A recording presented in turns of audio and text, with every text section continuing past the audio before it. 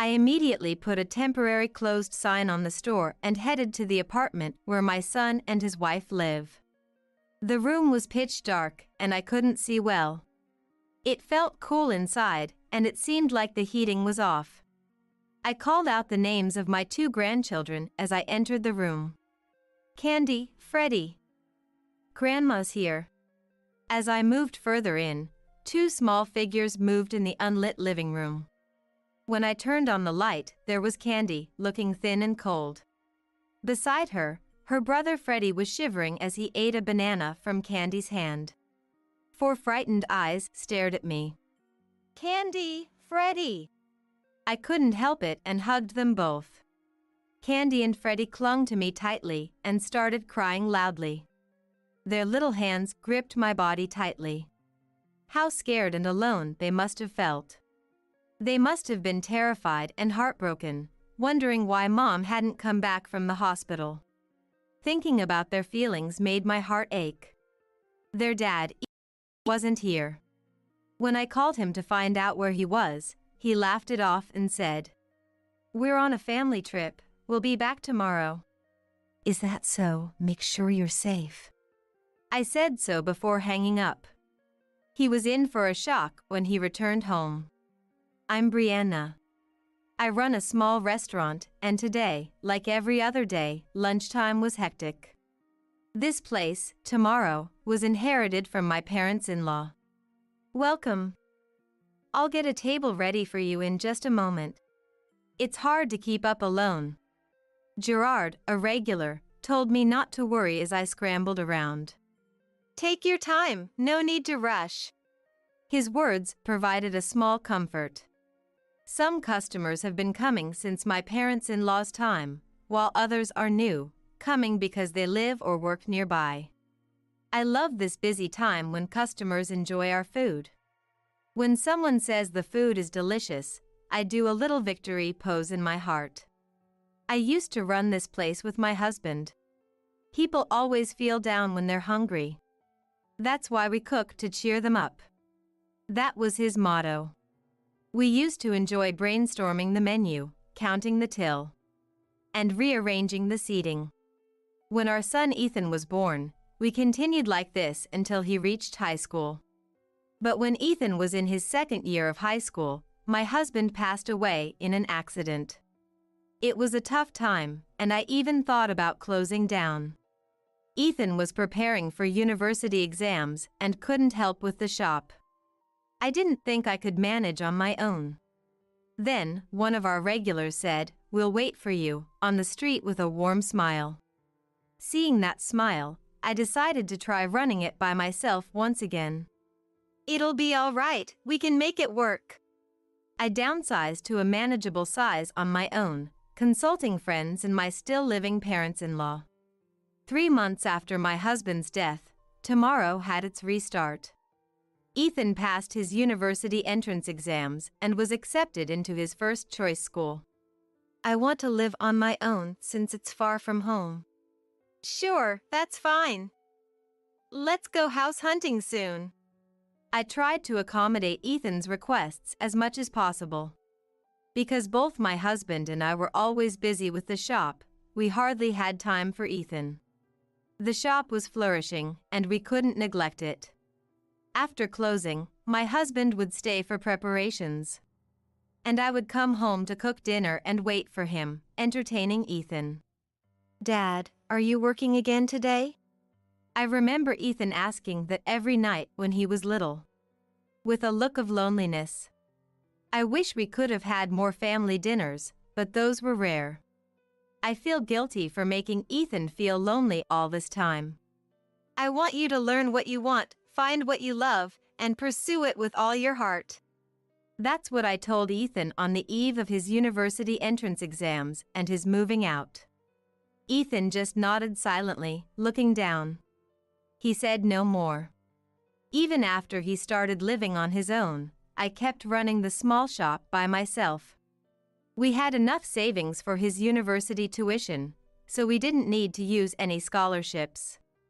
The 4 years he spent as a college student flew by in the blink of an eye. During that time, I continued to run the shop alone. After graduating, Ethan found a job and started working. Imagining Ethan leaving for work in a suit and tie made me smile quietly to myself, thinking about how much that little boy had grown. He even had a girlfriend he was serious about, planning to marry. I was so surprised when I met her that I almost couldn't believe my eyes. Ethan's girlfriend, Drew, was as beautiful as a magazine model. "Nice to meet you, I'm Drew. I'm dating Ethan." Her voice was so lovely and her manner of speaking so polite that I was overwhelmed. I thought she must be from a very wealthy family. "Not at all, we're just a normal family." She laughed, gracefully. I wondered what kind of charm Ethan had to attract such a wonderful person. They were already living together, or rather, Ethan had moved into Drew's place. I had no choice, my room was too noisy next to me.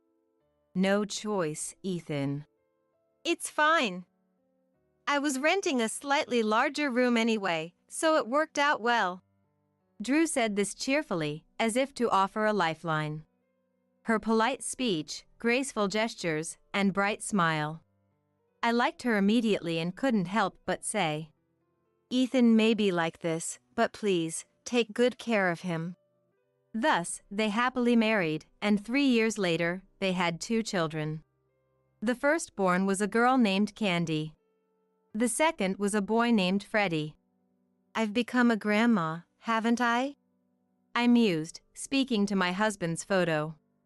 Even after the children were born, Drew made time to visit the shop. "Hello, Brianna." "Oh, welcome." "Drew, what about your work?" "After the children were born, I switched to a job I could do from home." "Oh, what a time we live in." I marveled, alternating my gaze between young Candy and Freddie. These little ones would also grow up and become independent like Ethan.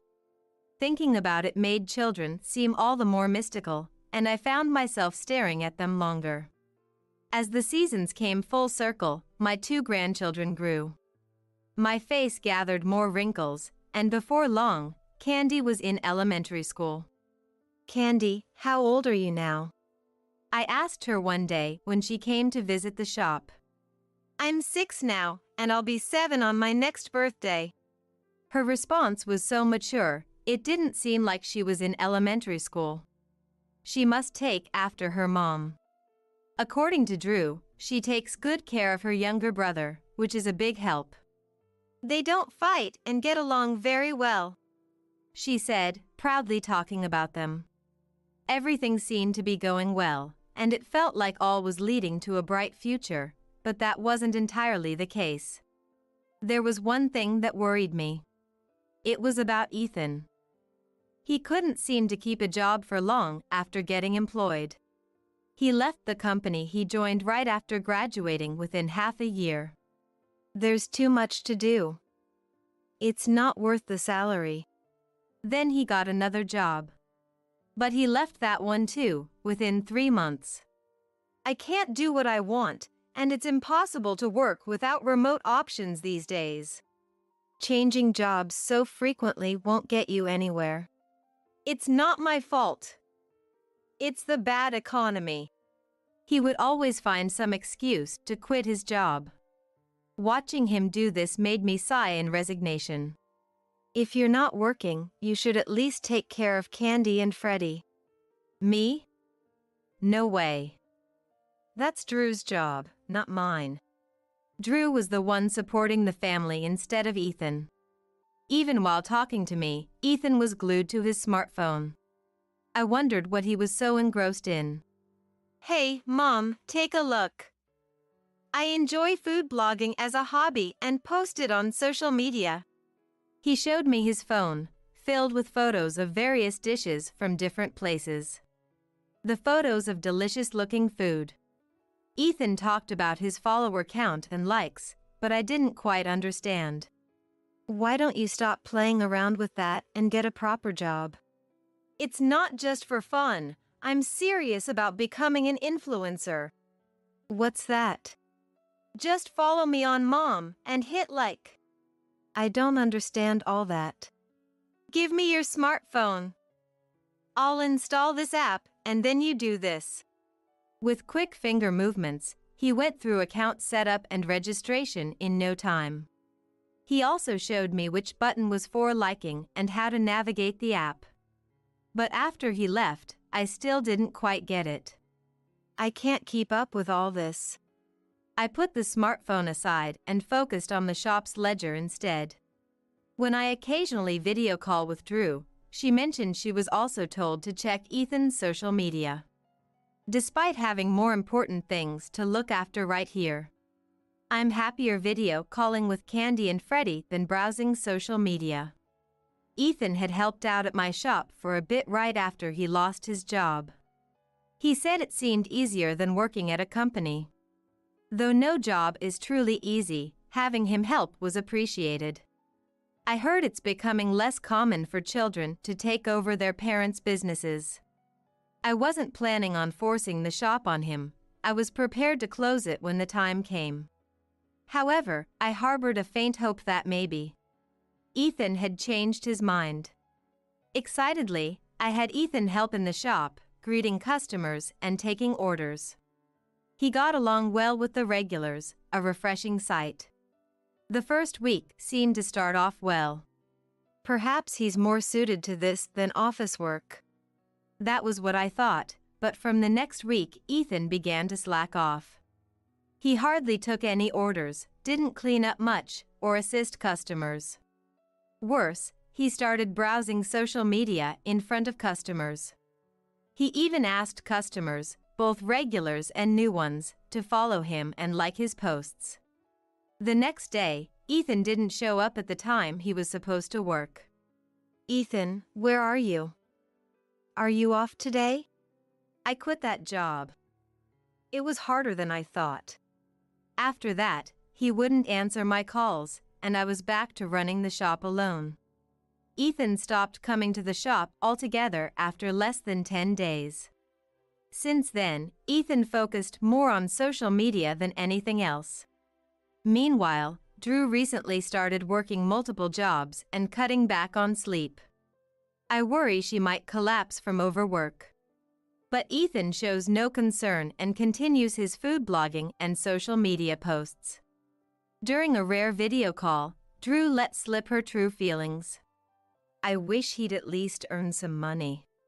She looked unusually downcast, her usual bright smile gone. And her beautiful voice sounded dull. Ethan continues to be out and about, not at home. When I criticize his actions, he always says, "Being famous and expanding my network will lead to a future." Despite doubting the reliability of his plan, I listened. But if Ethan could make a living out of it, I also wanted to support him. Somewhere deep down, I too indulged in the hope of letting Ethan do what he wanted. Drew, too, believed in Ethan and couldn't bring herself to criticize him harshly. His actions, whether due to them or not, did result in a slight increase in followers and likes. However, I soon realized it was a mistake. One day, as usual, I was at the shop. It was as cold as midwinter outside, cloudy, and the forecast mentioned possible snow in the evening. Since customers rarely come after lunch, I spent the time on evening prep and cleaning. While wiping the tables, my smartphone rang in my pocket. It was Drew. Expecting another regular video call, I answered. But what came through was a very weak voice. "Brianna, I'm sorry. There's something I need to tell you." She had collapsed from overwork a few days ago and would be hospitalized for a while. "Hospitalized? How are you now? Are you okay?" "I'm managing." "You should have told me sooner without hesitating." "So sorry. I wanted to tell you, but Ethan said there was no need." "Ethan did?" "He said he would take care of the kids. But I'm worried about them." "Of course you are. What about Ethan?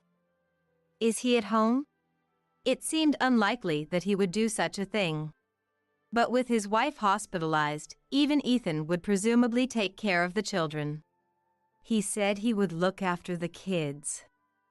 I want to believe him, but... Hearing the hesitation in her voice gave me an uneasy feeling. He's been posting photos on social media.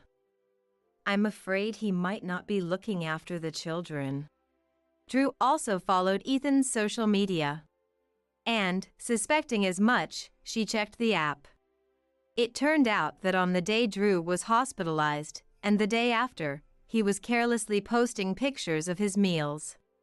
I listened to Drew's story, dumbfounded. And those restaurants, they're quite far away. Something had to be done. I couldn't imagine children under 10 being able to fend for themselves, especially not with both parents absent. Understood. I'll head over to your place right now. Oh, could I come with? No, Drew. You need to rest properly. I ended the call a bit sternly to ensure she wouldn't insist on coming. She needed to stay put under doctor's orders. I immediately put a temporary closed sign on my shop and headed to my son and his wife's apartment. It wasn't too far away, luckily. Having a spare key for emergencies like this was a relief. I hurriedly unlocked the door and entered. Candy! Freddie! Where are you? The room was pitch dark and hard to see. Stepping inside, something like a plastic bottle brushed against my foot. The silence was eerie as I took another step into the cool, unheated room. Candy, Freddie! Grandma's here! Moving further in, I noticed two small shadows in the unlit living room. Turning on the light, I found a shivering Candy, looking thin. Next to her, Freddie was trembling, eating a banana from Candy's hand. 4 frightened eyes stared back at me. Candy, Freddie! I couldn't help but hug them. Grandma! Candy and Freddie clung to me, crying loudly. Their small hands gripped me tightly. How scared and alone they must have felt. They were terrified and heartbroken, wondering why Mom hadn't returned from the hospital. Thinking about their feelings, my heart ached. I'm sorry I didn't notice sooner. Everything's okay now. I turned on the heating and, until the room warmed up, dressed them in extra jackets. I boiled water in the kitchen and made hot chocolate. Candy and Freddie happily drank their hot chocolate, seeming to relish it. Ethan was nowhere to be seen. In fact, I hadn't even seen anything that looked like his shoes. Hoping it was a misunderstanding, I called Ethan. He answered immediately. Mom? What's up? He replied nonchalantly. What are you doing? I'm trying out this limited time menu right now. It's definitely worth a look. Where are you now? On a family hot spring trip. I'm coming back tomorrow. In the background, I could hear the bustling noise of a tourist spot. Clearly, he was there alone, not with his family. He seemed utterly unconcerned about Drew or Candy and Freddie. I realized I had to protect them. Trying to stay calm, I said, Is that so? Stay safe. Huh? Oh, yeah, about souvenirs. Before Ethan could finish, I hung up. He had kept Drew's hospitalization a secret. And just for some limited time food, he left his children alone. According to Candy, Ethan lied about going to work. I knew it. Mom worked too much and collapsed, right? Even at a young age, she understood why her mom had collapsed. Knowing the word overwork, she understood that her mom had been working too much. Why can't Ethan understand what even a child can? Mom looked really sick. So, I fed Freddie what was in the fridge. And you, Candy? Did you eat anything? No, I waited. She shook her head. Her cheeks were hollow, and for an elementary schooler, she was too thin. They hadn't eaten anything during the days without their parents. We haven't been to school. I want to see everyone. But I thought we had to wait for Dad. Tears welled up in Candy's eyes again. You are one tough little girl, Candy. I decided to stay at the apartment that day. I wanted to cook something for the kids, but the fridge was empty. Certainly, you can't make omelette rice with just ketchup. It can't be helped. Let's eat out. What do you two want to eat? Their hunger unleashed a torrent of requests, unable to settle on just one. Eventually, we went to a restaurant where they enjoyed pasta, mac and cheese, and cake. Seeing their full smiles reassured me. People always lose their spirits when hungry. I remembered my husband's words. Returning home full, the two quickly fell asleep. Watching their peaceful faces, I thought about Ethan. The next day came, and Ethan still hadn't returned. I checked his social media while talking with Candy. It's amazing how much information can be shared, but it also meant Ethan's actions were transparent. Today, he was at another restaurant, this time eating pizza. Ethan, just you wait. I took the kids to visit Drew in the hospital. It seemed we arrived just as she was being discharged.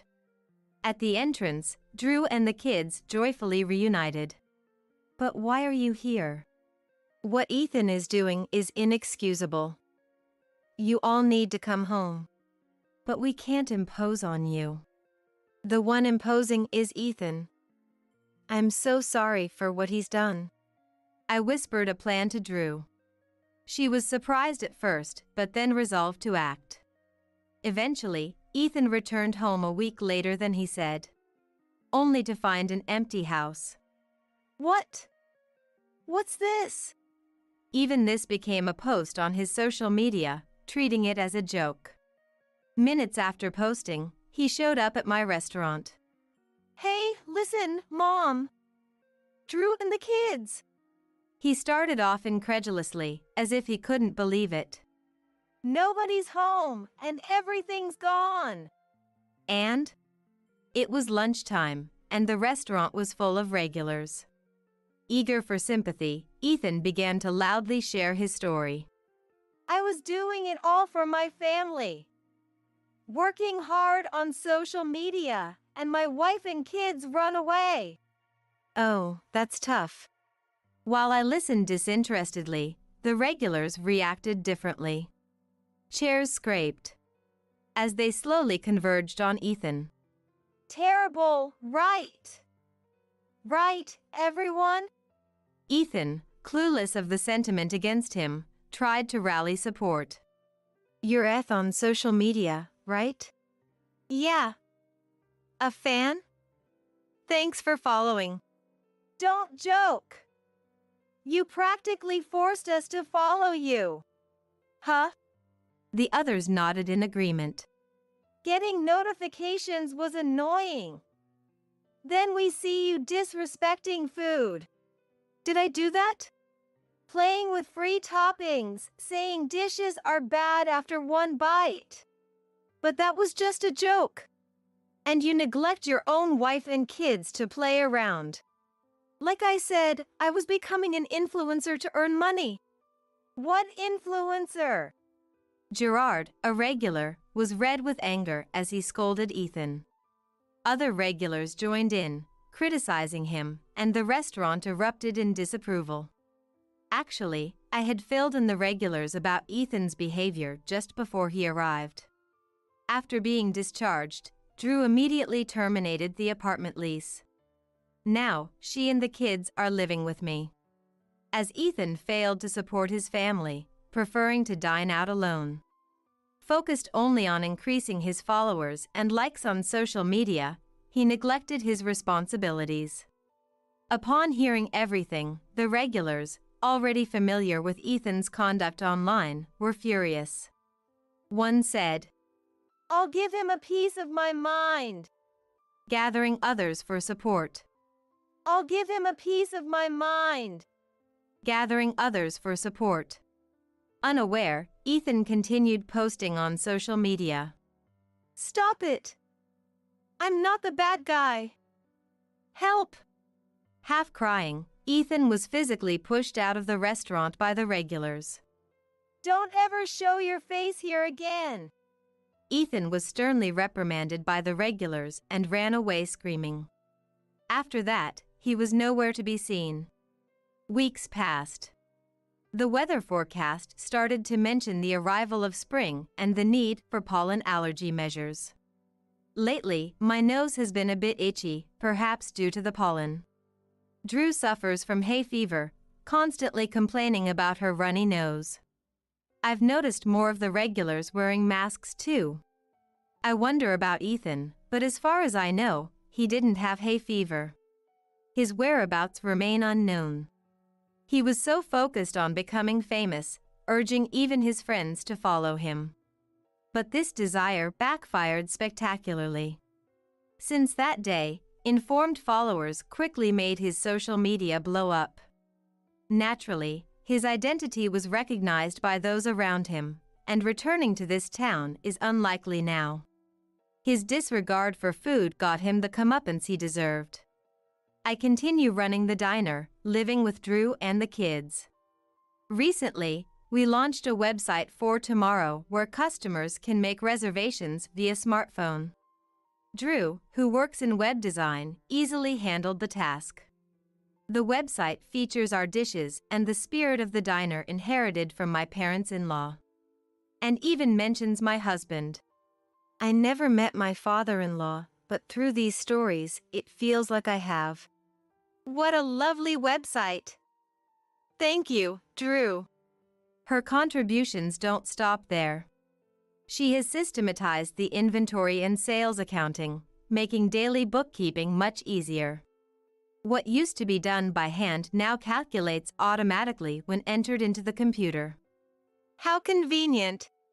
Even I, who was not accustomed to smartphones, found it easy to adapt. Thanks to also accommodating phone reservations, we've seen an increase in customers. Candy, returning from elementary school, started to drop by the diner. She handles phone calls with care. Yes, this is tomorrow. Yes, would you like to make a reservation? Though slightly hesitant, she shakes her head affirmatively when asked if she needs help. Our recommendation? It's the fried chicken. It's freshly made and crispy. Watching her consult her notes while speaking, she's charmed the regulars. Everyone loves her adorableness. As I manage the diner day by day, I wonder if she might take it over someday. Mom! It had been over 6 months since I'd last heard from my daughter, Violet, when her call came through. And it was past 8 p.m. It was rare for Violet, who had her own family, to call at such an hour unless it was daytime. I instinctively felt that something serious must have happened. Violet? What's going on? Calling at this hour? What happened? At first, Violet didn't respond. All I could hear from the other end of the phone was a quiet voice, as if air was leaking out. Mom! With a thin voice, as if squeezing it out, Violet finally spoke. Violet. What's wrong? Are you really okay? Mom, help me! Realizing it was an emergency, I hit the speaker button on the phone. Immediately, my husband Matthew rushed to my side, listening intently. Violet, pull yourself together. What happened? It hurts. I haven't eaten anything. I might not make it. Haven't eaten anything? What do you mean? I haven't been given anything to eat by Florence and the others. The image of Violet crawling on the floor, desperately reaching out to me for help, flashed through my mind. That's too dangerous for you, Matthew yelled, grabbing the car keys and heading to the door. I'm coming to get you right now, I shouted through the phone, hurrying after Matthew. My name is Sierra Smith. I'm 70 years old. Currently, Matthew and I run a steakhouse together. Matthew, having trained in famous restaurants when he was younger, is well regarded for his skills. Matthew and I met through a relative's introduction, and he opened his own restaurant when we got married. Not only is Matthew skilled in his craft, but his adept conversation skills and unpretentious personality have won over many regular customers. It's been nearly 30 years since I started helping out at the shop, but lately, I've begun to feel my body's decline. Perhaps due to age, I've started to feel pain in my back with just a little movement. Matthew has suggested hiring part-time help, but while grateful for his concern, I worry about labor costs and choose to work while I still can. Sometimes, Matthew jokes, "It would have been nice to have her around at times like this," referring to our only daughter, Violet. Since she's already independent and has her own family, we can't ask her to come back home and help with the shop. Violet currently lives with her husband Albert, their son Kendrick, and her mother-in-law Florence in the next town over, about an hour's drive from our home. Recently, her sister-in-law Aurora joined them. I don't know the details, but I heard Aurora returned home after her divorce. I had hoped that Violet would help out at our shop after graduating from college, but Violet left home, saying she wanted to see more of the world. After that, she landed a job at a major department store, working in the ladies' clothing section. Though new to the workforce, Violet quickly won over customers with her charm and inherent cheerfulness. It was there she met her future husband, Albert Adams, who worked in the external sales department, dealing primarily with affluent clients purchasing luxury goods, and was considered a star in one of the company's most prestigious divisions. When Violet first introduced me to Albert, I felt a twinge of unease. "Are you sure it's okay to marry such a perfect man?" Indeed, Albert, with his handsome features and skillful conversation that appealed to women, had won over many customers, some of whom visited the store specifically to see him. Yet, Violet seemed unworried. "It's okay, Mom. Don't worry. I trust him." Subsequently, Violet married Albert, and upon doing so, left the department store to devote herself to supporting Albert as a housewife. The following year, the joy of having a grandson, Kendrick, allowed me to breathe a sigh of relief. It seems, despite everything, those two are doing well. For a while, the family of 3 lived in an apartment, but 5 years ago, following the death of the father-in-law, they moved to the elderly mother-in-law's house, thinking she would feel lonely by herself. Occasionally, Violet would call home, but she started to lament that Albert was often not around. "Albert stayed over at a colleague's apartment again last night because work was late. It's been happening a lot recently. Even on weekends, he's away for golfing with his college."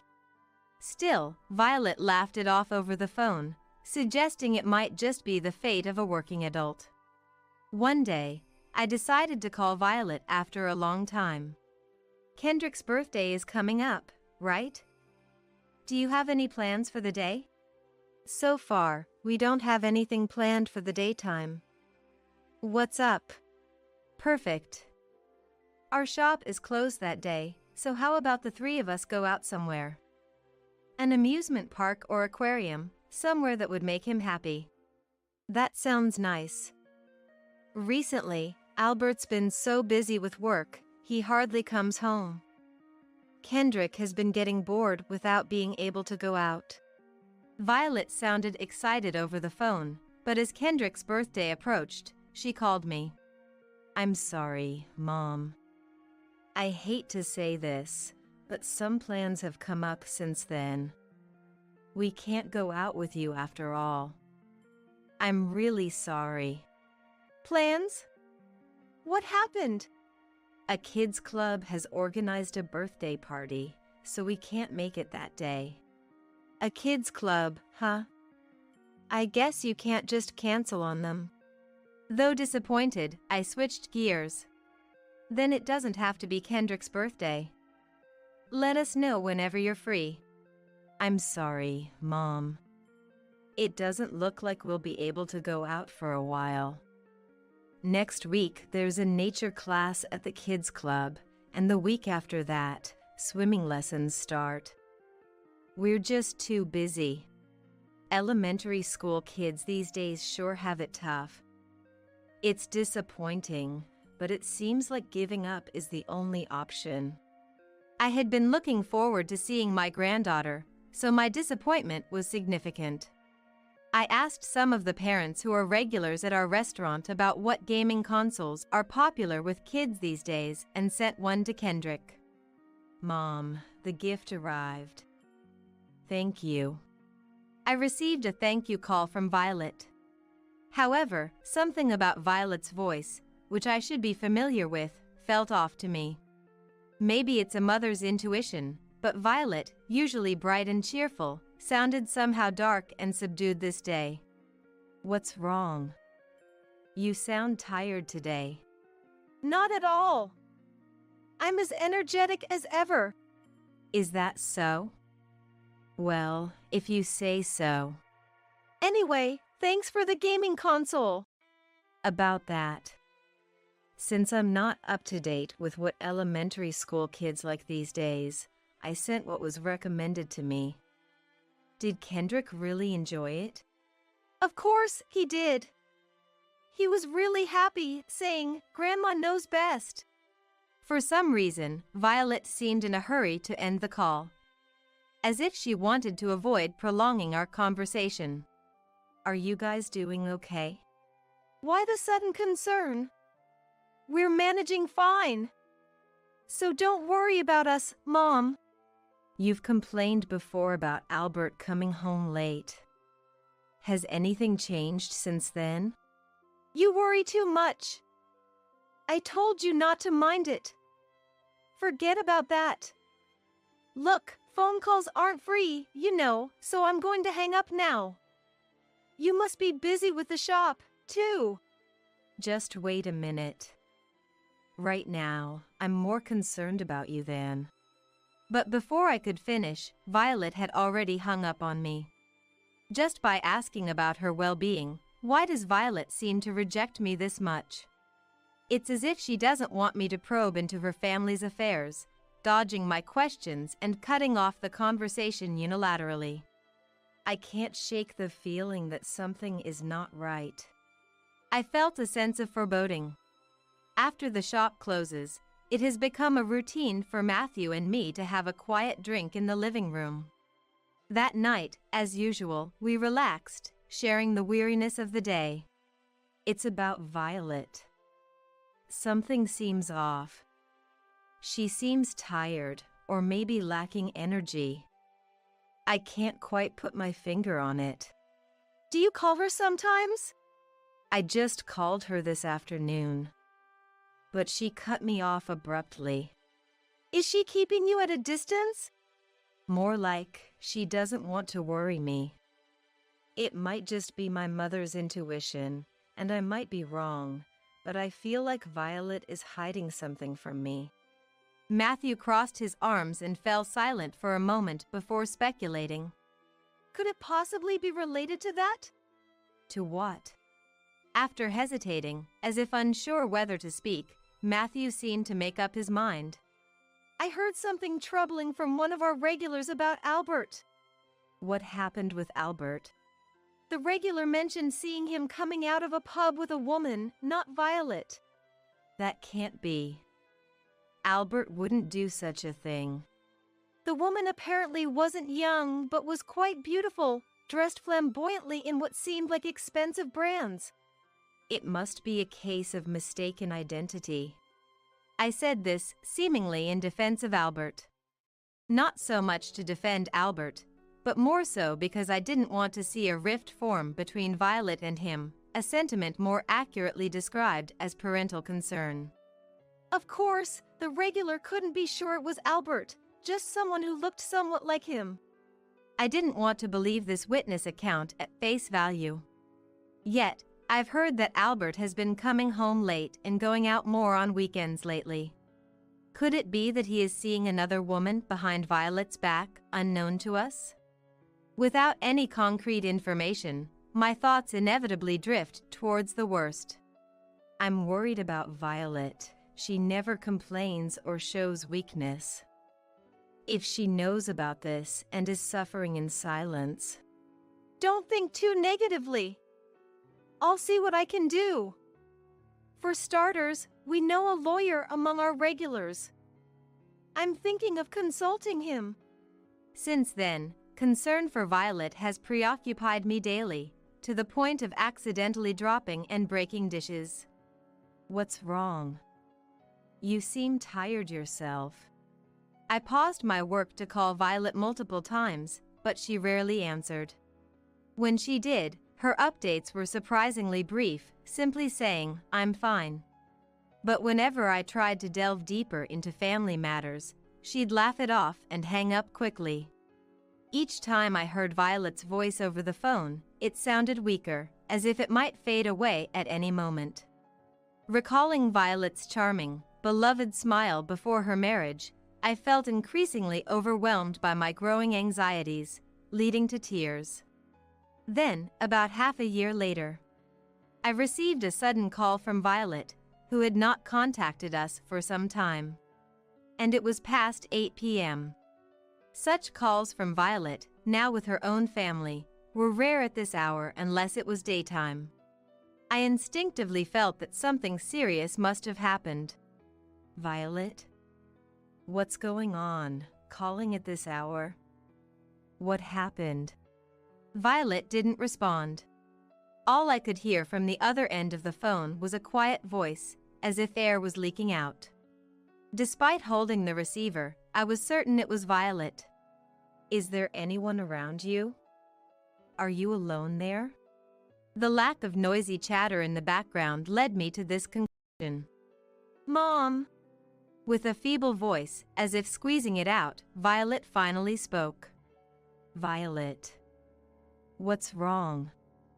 Are you really okay? Mom, help me. Sensing an emergency, I pressed the speakerphone button. Matthew quickly came to my side, listening intently. Violet, pull yourself together. Tell Mom what happened. It hurts. I haven't eaten anything. I might not make it. Haven't eaten anything?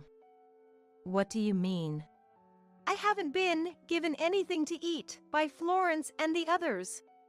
The image of Violet crawling on the floor, desperately reaching out for my help, flashed through my mind. Violet is in danger, Matthew yelled, grabbing the car keys and heading towards the entrance. I'm coming to get you right now, I shouted through the phone, quickly following Matthew. During the drive, we were silent the entire time. Matthew kept his mouth shut, gripping the steering wheel, his brows furrowed, veins standing out on his forehead. There was an indescribable anxiety and anger at the possibility that our precious Violet was being subjected to injustice.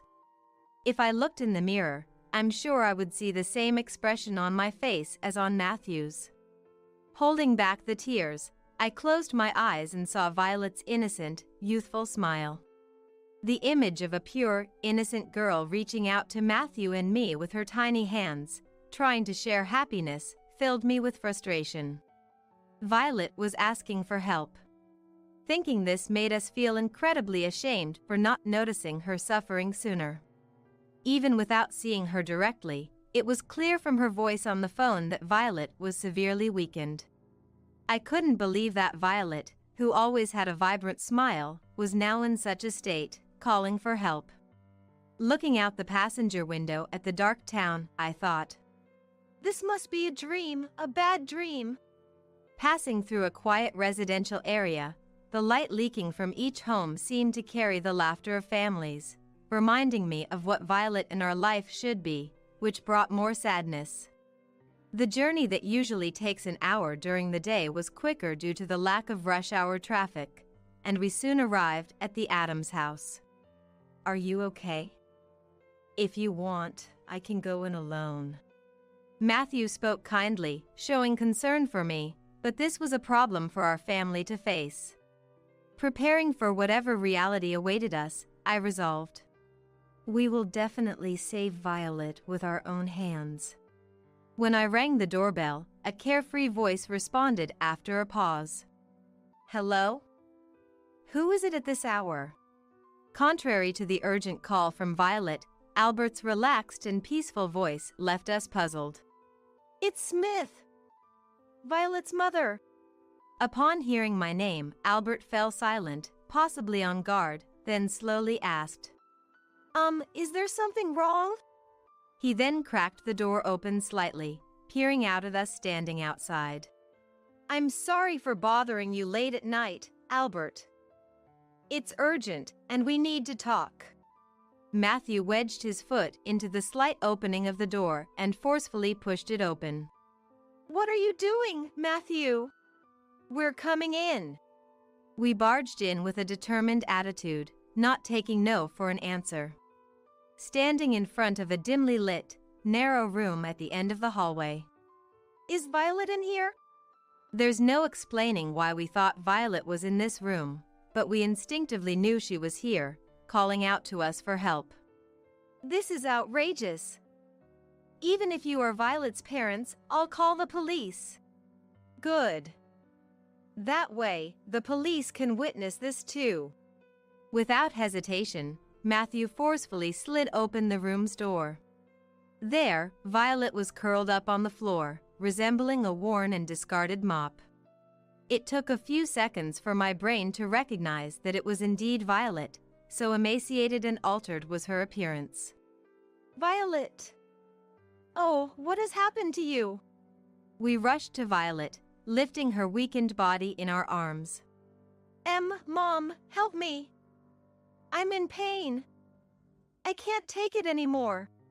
Barely speaking between erratic breaths, that's how Violet responded. It was immediately clear that Violet was delirious and suffering from dehydration. What are you doing here? Leave immediately.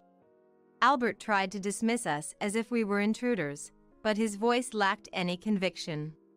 His gaze wandered as if frightened, and his body trembled. Albert! Bring some water now! I can't possibly. Don't argue, just do it. Pressured by my stern shout, Albert ran to the kitchen and quickly returned with a bottle of water from the fridge. I snatched the bottle, opened it. Here, Violet. Drink some water. Alerted by the commotion, Florence and Aurora also appeared. What is all this noise about?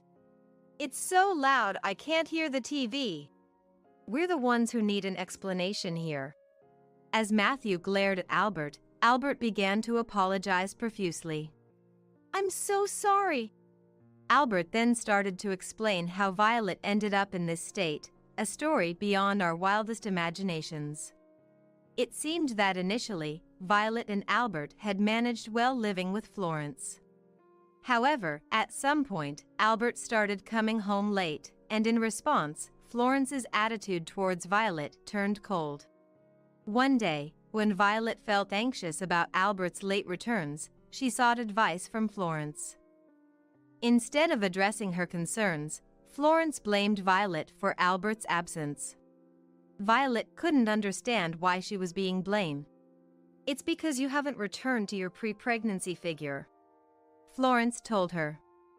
Following that, Florence began imposing all household chores on Violet and even restricted her meals.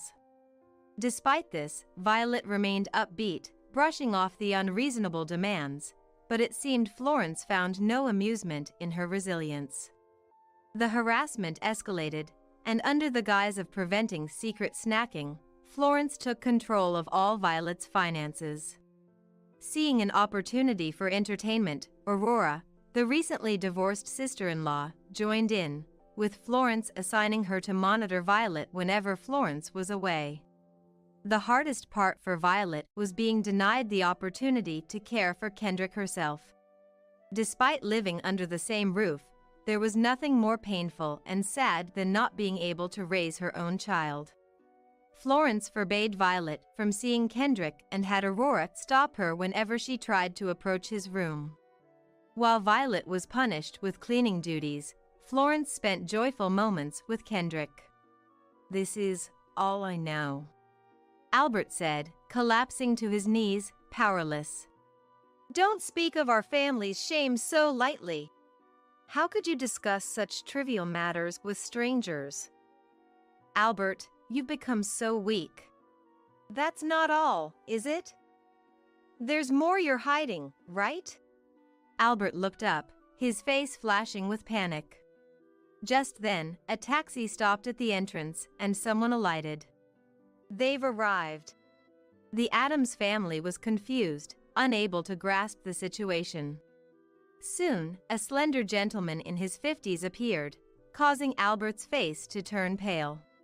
It seems you recognize this gentleman, don't you?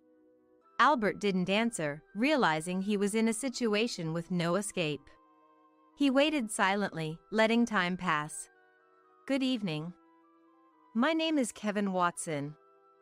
I believe this is the first time I've had the pleasure of meeting the Addams family in person." Kevin Watson introduced himself, looking at each member of the Addams family in turn. In his youth, Kevin Watson was a popular actor known to everyone, starring in movies and dramas. As he aged, his popularity waned, leaving only his name known to the public. "Why is Mr. Kevin Watson at our home?" Florence, representing the Addams family, asked, her smile strained and her voice high-pitched with clear agitation. It was clear to anyone that she was visibly shaken. "It was I who invited Mr. Watson here. Before coming, I contacted a lawyer acquaintance and asked Mr. Watson to join us as well." "And what exactly is the relationship between Mr. Watson and us?" Florence attempted to feign ignorance, but I smirked and said, "Don't pretend you don't know anything. You must have some idea why Mr. Watson is here." The lawyer arrived shortly after, apologizing for his delay. "Sorry for being late. I was organizing some documents for another case, and it took longer than expected." The arrival of the lawyer silenced the Addams family. "In fact, at Sierra's request, I've been investigating Albert's personal life for the past 6 months. It turns out, Albert has been frequently meeting a certain woman, a wealthy client at the department store where Albert works. And upon investigating this woman, we uncovered a shocking truth. That woman happens to be my wife, Hillary Sanders." Kevin Watson added in a calm tone to the lawyer's explanation. "When my wife brought up divorce, I was initially surprised, but deep down, I felt, of course. She had been going out secretly for a while. After hearing the details from this lawyer, everything made sense. So, we decided to come here to hear directly from Mr. Albert, the party involved." Albert slowly stood up, and in a frail voice, as if devoid of spirit, began to tell everything. "My relationship with Hillary started, as mentioned earlier, through her being a major client at the department store and me being the attendant. Over the years of working visits to her home, we developed a relationship. Initially, it was just a fling for me, but then it was revealed Hillary was pregnant, and we realized we couldn't turn back. We discussed leaving our partners to remarry. I'm truly sorry." At Kevin Watson's feet, filled with indignation, Albert collapsed powerlessly. "When I was a celebrated actor, adored by the public, Hillary would always greet me with her brightest smile. But now that my work has dwindled, meeting a handsome man like you must have been irresistible for her. She's the type who must have everything she likes," Kevin Watson said with a weary smile. Albert, who wanted a divorce from Violet, was in a bind because filing for divorce while having an affair would lead to a hefty compensation claim against him. So, he turned to Florence for help. Initially, Florence resisted the idea of divorce due to how it would look but changed her tune completely upon learning the other woman was wealthy. Thinking there would be no need to pay compensation if Violet, the daughter-in-law, initiated the divorce, Florence began to torment her relentlessly, hoping to drive her out of the house. I believed you, but you. Violet, staggering yet standing firm on her feet, expressed her frustration loudly, tears streaming down her face. I believed that if I lost weight, Albert would return to me. That's why I endured all the unreasonable demands from Florence and Aurora. To think it was all a scheme to drive me out. It's okay. You've done nothing wrong. You don't have to push yourself anymore. I embraced Violet tightly. I did want to divorce Violet, that's true. But I never imagined Mom and Aurora could be this cruel to her. I'm utterly disillusioned. Wait just a minute. I was only trying to help you by getting Violet out of this house. It's your fault for having an affair in the first place. That's right. Albert, you've been silently condoning what we've been doing. Don't act like you were oblivious to it all now.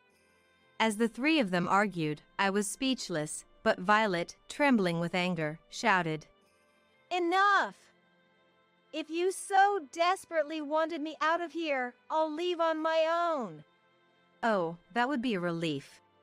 You're mistaken to be pleased, Florence. I will never forgive you.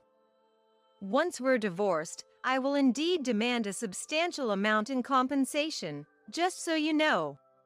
With that, Violet called out with a voice that echoed through the house. Kendrick, where are you? Come here, we're going to live with Mom and Grandpa and Grandma from now on. Okay, coming. Kendrick cheerfully ran down the stairs and hugged Violet. Subsequently, Albert, exposed for his affair with a client, was dismissed from his company for severely damaging the corporate image. Following her declaration, Violet filed for divorce and sued Albert for a significant amount in compensation. After losing his job and being ordered to pay compensation for the divorce, Albert, following a major argument with Florence and Aurora, was forced to reluctantly sell the house. Violet's anger did not subside with this. She also demanded substantial compensation from Florence and Aurora for the mental and physical distress they caused her. Despite the harassment from Florence and Aurora, Violet had meticulously documented the daily events in a notebook, which proved advantageous in court. Returning to her parents' home, Violet gradually healed both mentally and physically, reverting to her cheerful self. There were ongoing issues with the Addams family, but with the help of a skilled lawyer, everything was resolved. I heard through the grapevine that Albert and Hillary had a child. After losing his job and the house, Albert, supported by Hillary's wealth but devoid of the will to work, grew increasingly unkempt. Moreover, with the elderly Florence and the nagging Aurora joining them, Hillary, raised in luxury, could not stand it and eventually left with the child. What became of the Addams family after Hillary left is neither within my knowledge nor my interest. Well, I've slacked off enough. Time to get to work. With renewed determination, Violet started helping out at the store, taking over for me as I struggled with back pain. Having worked in customer service at a major department store, Violet's reputation quickly made our shop a local sensation, drawing long lines of customers. With our new promotional model in place, I have no regrets. I stepped back from the storefront, spending my free time watching over Kendrick as much as possible. Kendrick, soon to be a middle schooler, declared at his elementary school graduation, "I want to be a cool chef like Grandpa." His proclamation brought Matthew and me to tears. We are now eagerly looking forward to his future. Finally, the nuisance is gone. From today, we're living with my parents at my house. Matthew's words hung in the air as I stood dumbfounded in front of our demolished family home, right after my parents had passed away. What are you talking about? Have you lost your mind too? Hurry up and bring the inheritance over to my place. I couldn't help but burst into laughter at his words. I see. So that's what this was about. What? Why are you laughing? You guys don't know? Know what? As I laughed, Matthew and the in-laws looked at me quizzically. It was then that I decided to tell them the truth. My name is Madison. I was born the eldest daughter in a family of ordinary full-time working parents. I have one older brother. A perfectly normal family. At 29, I married my husband Matthew, and we had 2 children. Juggling work and child-rearing, before I knew it, I was already 55. Our son, Kenneth, and our daughter, Amelia, had grown up and become respectable members of society. They were both living on their own, struggling with their new careers. Now it was time for Matthew and me to enjoy some peace. It was a plain life, but a happy one. I had always thought we would continue to age together like this. But then, one winter day, everything changed. Dad was in a traffic accident and passed away suddenly. He was only 72 at the time. Our family was engulfed in sorrow, especially since Dad had been so healthy. Mom was particularly devastated, hardly able to eat. Mom, I know you're sad, but you have to eat. I kept telling Mom this over and over. I know, but I just don't have an appetite. It feels like there's a lump in my chest. My brother and I thought Mom was just going through a rough emotional patch, so we watched her for a while. But then, Mom's weight started to drop rapidly in just half a month. Worried, I decided to take her to the hospital. What? Cancer? I was stunned when the doctor diagnosed Mom with cancer. It was advanced and inoperable, and she only had about a year left. I hadn't been able to do enough for my parents yet. Just when I thought we had only lost Dad, now Mom was going through this. I was even more devastated than when Dad passed away. But there was no time to stay sad forever. My brother lived far away and couldn't be relied upon. So, it was up to me to help Mom. I immediately told Matthew that I wanted to live with Mom. I couldn't leave Mom alone, both emotionally and physically, in her illness. But Matthew's reaction was not what I expected. What? We just finished the funeral, and now I have to deal with your parents again? Matthew said this with a sigh, sounding annoyed. You don't have to say it like that. Isn't it enough to just drive her to and from the hospital? Why do we have to live together? I think she'll feel lonely. If it's not okay, maybe I can live at my parents' house for a while? I suggested. Then, Matthew said indignantly. What? And who's going to take care of my meals then? I'll come over to cook, of course. What about cleaning? Laundry? Who's going to do all that? I was rendered speechless. I intended to do what I could, but I couldn't handle everything as usual. His pointed remarks hurt. I couldn't argue back if someone said that my desire to help and nurse Mom was just my selfishness. I knew Mom would probably hesitate and insist that everything should stay the same. But I desperately wanted to show my filial piety. Fine, but I'm not helping with anything, understand? Matthew grudgingly said this to me, who was silent. Although his attitude was arrogant, he had ultimately given in. I'm sorry, and thank you. Even though I thought he was being quite terrible, he had agreed to my request. I held back my desire to retort and expressed my gratitude. Despite the disagreement, Matthew and I started living with Mom at my parents' home. We had been living in company housing provided by Matthew's company. Matthew was an only child. Thomas had expressed a desire to live together, so there were no plans to buy a home, and eventually, we were supposed to live in the in-laws' house. While he was still working, the company housing was more convenient for commuting, and the rent was only about $300 a month, not a significant burden. However, moving to my parents' house eliminated that expense, and the house was more spacious. I think living together wasn't all downsides for Matthew. As he had declared, Matthew didn't help with anything, but I was happy to be able to live with Mom. Mom seemed energetic, but she often felt weak and spent a lot of time lying down during the day. I prepare meals for Mom and make sure she eats them. I also arrange her medication. Doing all this alone would have been impossible for Mom. I'm sorry, Madison. Thank you. It's a big help to have you here. I should thank Matthew too. Mom expressed her gratitude to us many times.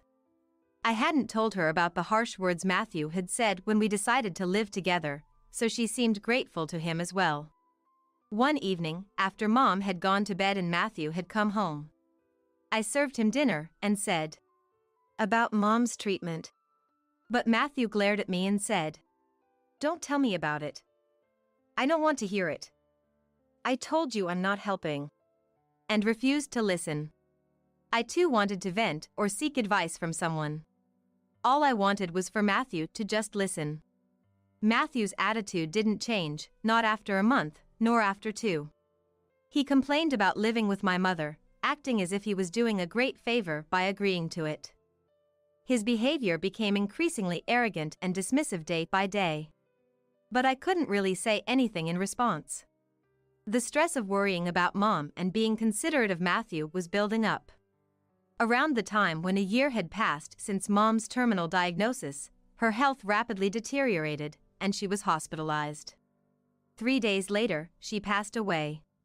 Despite being mentally prepared, I was deeply saddened. My brother's family and my children rushed to support me, but in times like these, you really want your spouse by your side. However, Matthew just laughed and chatted with the in-laws in a corner, not helping with the funeral at all. My brother took on the role of the chief mourner, and we somehow managed to prepare for the funeral. But Matthew sat at the very back of the relative seats when he should be seated at the bereaved family seats. "Matthew, I'd like you to sit in the bereaved family seats." When I said this, Matthew replied, "No, I'm fine here. I'm not a blood relative after all." "But you are my husband." Then Addison, who was listening to our conversation, chimed in. "He may be your husband, but he's not your mom's son, right?" "Matthew is my son, so he's an outsider." "That's right. We're Matthew's only parents. You can sit in the bereaved family seats, Madison." Hearing the in-laws say this, I fell silent. While traditions may vary by region, in our area, it's customary for sons-in-law to sit in the bereaved family seats. As expected, when relatives noticed Matthew wasn't in the bereaved family seats, I overheard whispers like, "Did they get divorced?" It was embarrassing, and while those gossiping were at fault too, it would have been resolved if Matthew had just sat there. I felt a bit resentful that Matthew wasn't by my side, but we managed to give Mom a proper send-off. After the funeral, we returned home with my brother's family, my children, Matthew, and the in-laws. "Thomas, Addison, thank you for coming during this busy time." I expressed my gratitude to the in-laws and served them coffee. Then, they said, laughing, "Really though? First your father passed away, and now your mother. It's been quite costly for us too. But at least it's over now." I was stunned by their words. How could they say such things? I couldn't believe what they were saying. I forced a smile and left the room, trying my best to keep my composure. Then, as I walked away, I could hear the conversation between the in-laws and Matthew behind me. "Matthew, it must have been hard for you, living with someone else's family." "Yeah, Madison's stubbornness was quite a challenge. You shouldn't always give in to your wife. It's okay to say no in a marriage." I clenched my fist. Their voices, chatting and laughing, filled me with anger and frustration, but this wasn't new. The in-laws had always been insensitive and rude. When I married Matthew, couldn't you have found someone more attractive? "I worry about the grandkids' looks," Addison declared. "They say beauty bores you after 3 days. With Madison, that's unlikely to happen," he said. Matthew laughed at these rude comments. It was a pattern with this family. Something in me snapped. I realized that neither the in-laws nor Matthew had ever said a word of comfort to me, not during Dad's funeral, nor after Mom passed. Instead, they mocked me. Matthew's behavior and attitude as a person started to raise questions in my mind. I thought I had been too considerate towards Matthew when all I wanted was to do something for Mom. If Matthew had been supportive towards me, it would be one thing. But he wasn't, and there was absolutely no reason for me to feel so guilty towards him. My growing anger was overshadowed by the ongoing laughter and chit-chat of the in-laws and Matthew in the background. If my brother's family or the kids had overheard them, they would have been upset, but luckily, they were all in the kitchen. I was the only one who heard their conversation since I was in a different room, which was a relief. As I was contemplating all this, Addison's voice once again reached my ears. Madison. Yes? I turned to respond. Can I take this? Addison was holding Mom's handbag. I was perplexed, not understanding what was meant by that. Addison responded to me, saying, Your mom can't use it anymore, right? Matthew said it's okay to take it. Addison was examining the bag as if appraising it. It was so disrespectful, especially right after the funeral. I took the bag away. No, you can't. Huh? Her expression changed, showing not just anger about having the bag taken away, but also that I, her daughter-in-law, had dared to stand up to her. Despite the intensity of her expression, I stood my ground and responded with equal determination. We're not ready to go through Mom's belongings yet. We'll divide her things among family members later. Addison was furious. What? Are you saying I'm an outsider? Didn't you just say at the funeral that even Matthew was an outsider? How does that make you family? I couldn't help but retort. Hearing my words, Matthew and Thomas also turned red. What are you saying? Apologize to Mom. How rude for a wife to say such things. Hearing the commotion, everyone else came from the other room. After all the effort we put in, attending the funeral and cremation, to be called an outsider. Let's go, Thomas. Addison yelled at me in front of everyone and left our house.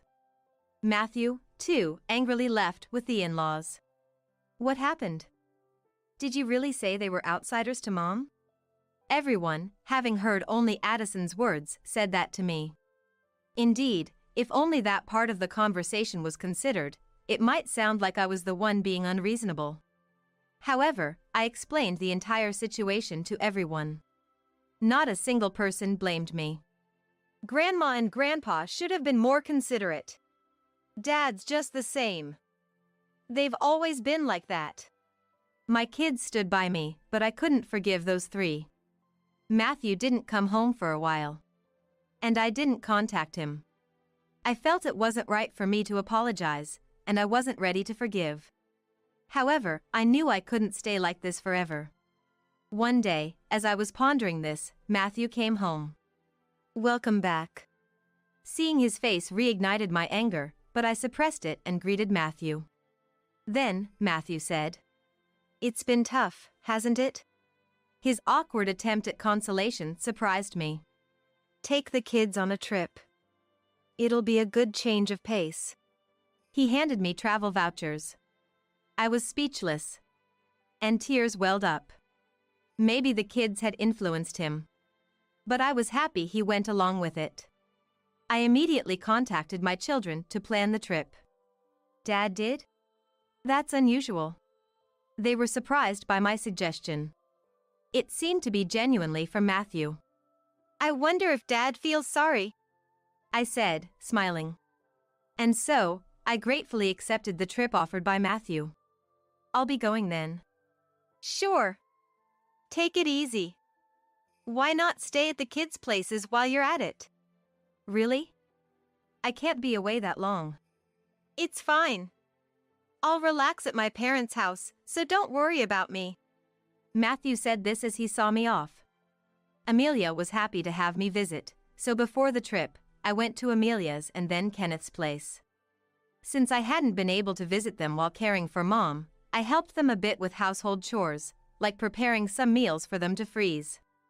Mom, you're not really resting, are you? But it's a big help. Thank you. Both of them were delighted to have my home-cooked meals. This was all thanks to Matthew's suggestion. Then came the long-awaited trip. I spent a relaxing time with my children at our destination. It seemed to heal the fatigue from caregiving and the sorrow of losing my parents. Although I was away for almost a week, both children returned to their homes with bright smiles. It was fun. We should thank Dad once in a while. Yeah, once in a while. But I wonder if he's up to something? Amelia said this with a joking tone. Don't say that. Dad thought about it in his own way.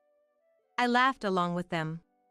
I planned to return home and share all these memories with Matthew, looking forward to a happy life together as a couple. But when I arrived home, I was speechless. What's going on? Where's the house? I looked around in disbelief, confirming my location. Despite being in a familiar place, my parents' house was gone. Then, Matthew appeared out of nowhere. The in-laws were behind him. They were wearing smug smiles, while I could only stand there. Matthew, what's happening? I asked Matthew, bewildered. Matthew, with a similarly unsettling smile as the in-laws, said, Finally, the nuisance is gone. Now, it's time to live with my parents at my house. What are you talking about? I replied calmly to Matthew's arrogant statement. Then, Matthew continued. Have you lost your mind too? Your family home has been demolished. Hurry up and bring your inheritance to my place. Whatever you inherited is ours now. I realized then. The reason our house was gone was Matthew's doing, and it was all for the inheritance. Despite having thought about the future on my way home, what a betrayal it was. I was overwhelmed with frustration and sadness. But even if they went to the lengths of demolishing the house, they wouldn't get their way. I wouldn't let them. I burst into laughter at the faces of the three, who were still sporting their smug smiles. My laughter seemed to confuse Thomas and Matthew, leaving them looking bewildered. What? Why are you laughing? What a weird woman. Has she gone crazy? Addison looked at me as if I were something bizarre. I faced the three of them and said, You guys don't know? Know what? I then told Matthew. I didn't inherit anything at all. So there's no inheritance. I started laughing again after saying this. They must have mistakenly thought they would become rich from the inheritance. Their baseless assumptions and actions were so ludicrous, I couldn't stop laughing. What do you mean? Explain yourself. Matthew demanded an explanation. But I chose to remain silent. I saw no need to enlighten them. Before that, let me say this. I won't live with strangers. If you want to live together, do it on your own. Instead of answering Matthew's question and refusing his initial proposal, Addison erupted in anger. You helped your own parents with their housework, but you can't help us? You do understand there was a reason for that, right? I agreed to live together, didn't I? I said it wasn't necessary for us to live together. Have you forgotten that you chose to live together just to avoid housework? Matthew and Addison bit their lips as I countered their arguments. And demolishing my family home without permission, there are things you just don't do. I reprimanded the three of them. And then left the place. Behind me, Matthew called out. Where are you going? His voice rang out. But I didn't turn back. I needed to find a place to sleep for the night, and I really didn't want to see Matthew's face. I immediately consulted a lawyer. It's not that easy to just demolish a house. The house was still in Mom's name. As I wondered which company had taken on the demolition, an unbelievable truth came to light. Matthew and Thomas had directly demolished the house themselves. Thomas had asked a friend who worked at a demolition heavy machinery, even rented heavy machinery. It was all meticulously planned. Moreover, they had given me the travel vouchers to get rid of me. I felt pathetic for being so easily deceived and was incredibly angry. Is there any way to punish these three? I asked the lawyer with tears in my eyes. The lawyer smiled kindly at me. For demolishing a house in your mother's name without permission, Matthew can be charged with property destruction, and you can claim damages. Let's start there and get Matthew and his parents to properly apologize. I nodded at the lawyer's words. The lawyer then immediately began the legal process. A few days later, after learning about the situation, an enraged Matthew called me. What's this legal notice about? Oh, you received it? You destroyed an important house, so naturally, you need to compensate. Compensate? We told you we were moving into our family home. We demolished a house nobody was going to live in. Instead of compensation, you should be thanking us. Now, bring whatever inheritance you have and come back home. Matthew arrogantly retorted. Thank you for demolishing my house without permission? Don't make me laugh. And as for bringing the inheritance, there's none to bring since I didn't inherit anything. I shouted back at him over the phone. Matthew remained silent. It seemed he was startled by my raised voice, something unusual for me who rarely shouts. The reason I laughed when the house was demolished was precisely this. I had spent a year living with Mom. It was obvious we would have discussed inheritance. I had said to Mom, I don't need anything. Give it all to my brother. So, my brother inherited everything, including the cash and securities. Instead, he had offered me the house, saying he lived far away and couldn't manage it. If I wasn't going to live there, it could be rented out. And so, I was supposed to inherit the house. Either you and Thomas restore the family home to its original state, or pay the amount specified in the notice. This amount? I'm being generous by offering a settlement. If you can't pay, I'll file a complaint and sue you. I spoke firmly. Sorry. I didn't expect you to be so angry. Of course I'm angry. Matthew started making excuses. He had thought that if my family home remained, he couldn't live with his parents. Thomas, in particular, had been hoping to live together for a long time. He took a liking to Kenneth and seemed to want to live with him. It was Matthew who refused to live together at that time, citing the difficulty of commuting, but the in-laws seemed to be under the impression that it was I who was against it, unaware of the real reason. So, they thought demolishing my family home and taking the inheritance would force me to move in with them. However, hearing this now didn't make it any more forgivable. So, please forgive me. I didn't mean any harm. Dad is remorseful too. If you're truly remorseful, then accept the settlement. I said this and hung up the phone. Matthew kept calling and sending messages, apologizing. If you're sorry, then just transfer the money quickly. I pushed Matthew away with these words. I knew the family home couldn't be restored, but demanding compensation was the only way I could process my feelings. Afterward, I stayed at Amelia's house. My brother's family and my children were aware of the situation. Even though my brother must have been angry about the house being demolished without permission. I won't interfere, but I'll help if you need it.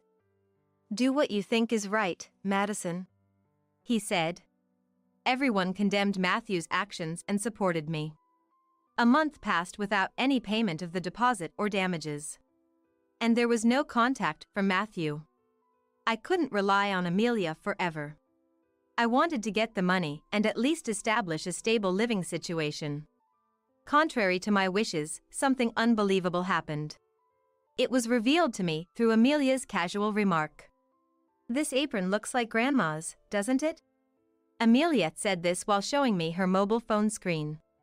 Upon seeing the screen, I was taken aback.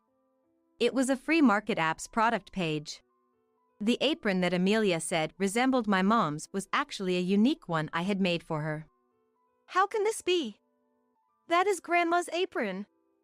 I made it, so I'm sure of it. What? Amelia quickly started checking other pages. The seller seemed to have recently registered, with 0 transaction counts and ratings. There were nearly 30 items listed for sale, and to my shock, all of them belonged to Mom. I immediately realized what was happening. It was Matthew's doing. He was the only one who could have taken Mom's belongings after demolishing the house. I called Matthew right away. What's with that app? App? Matthew responded with an air of inconvenience. Fuming, I didn't let him play ignorant. Don't play dumb. You're selling Mom's things, aren't you? Cancel those listings right now. Then, Matthew seemed to panic. What? No, it's not me. Who else would do such a thing? I'm coming over to get everything back.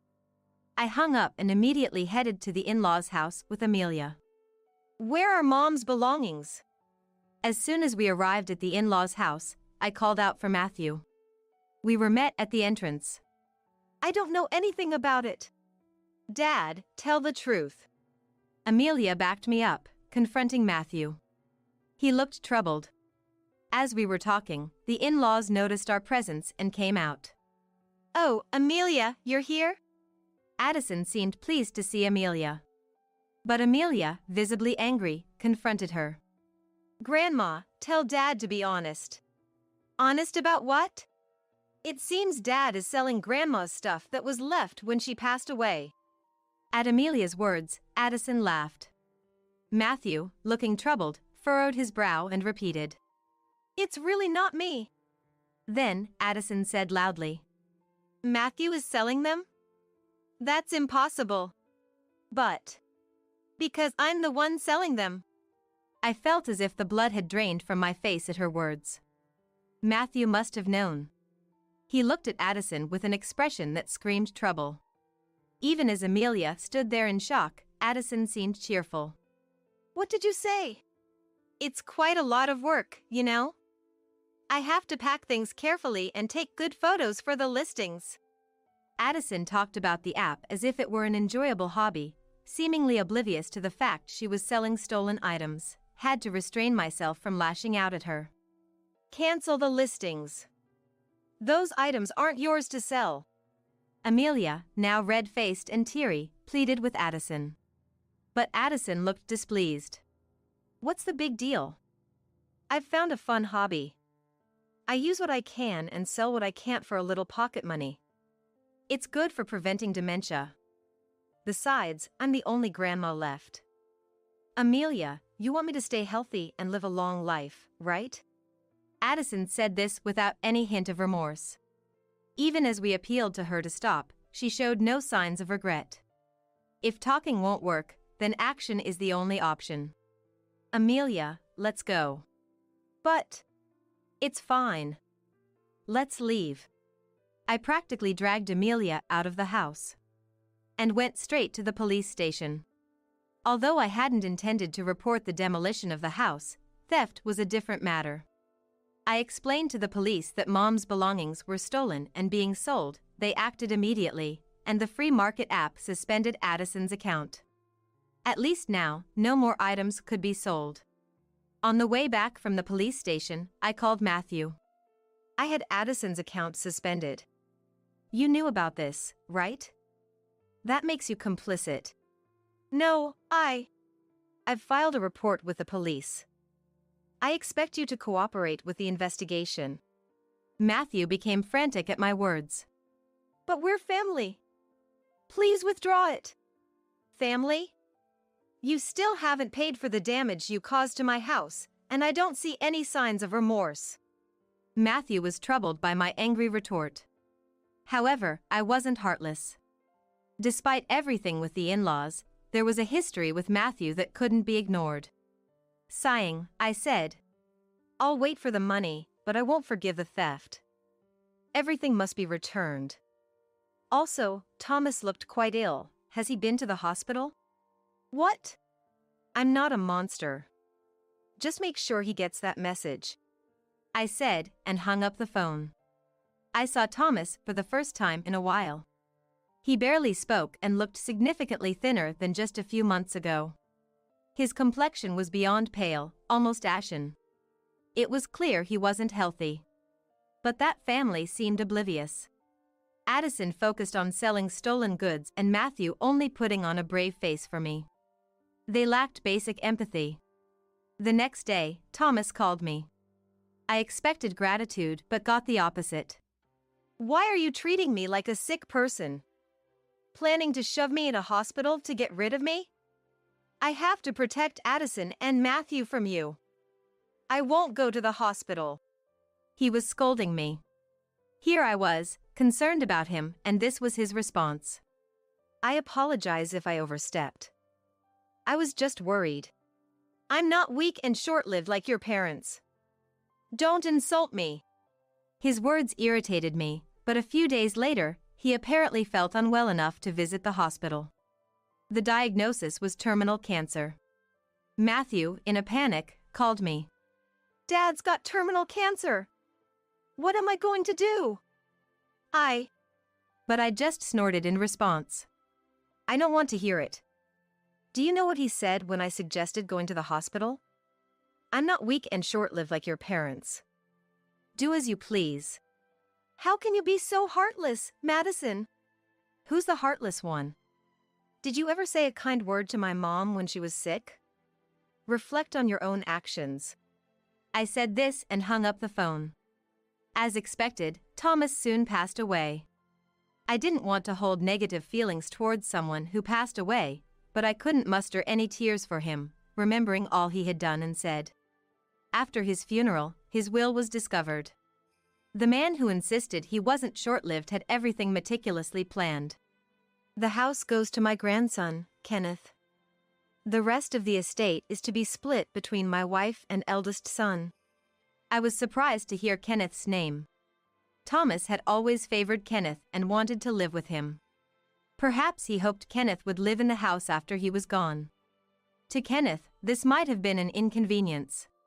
You should renounce the inheritance. You don't need that house.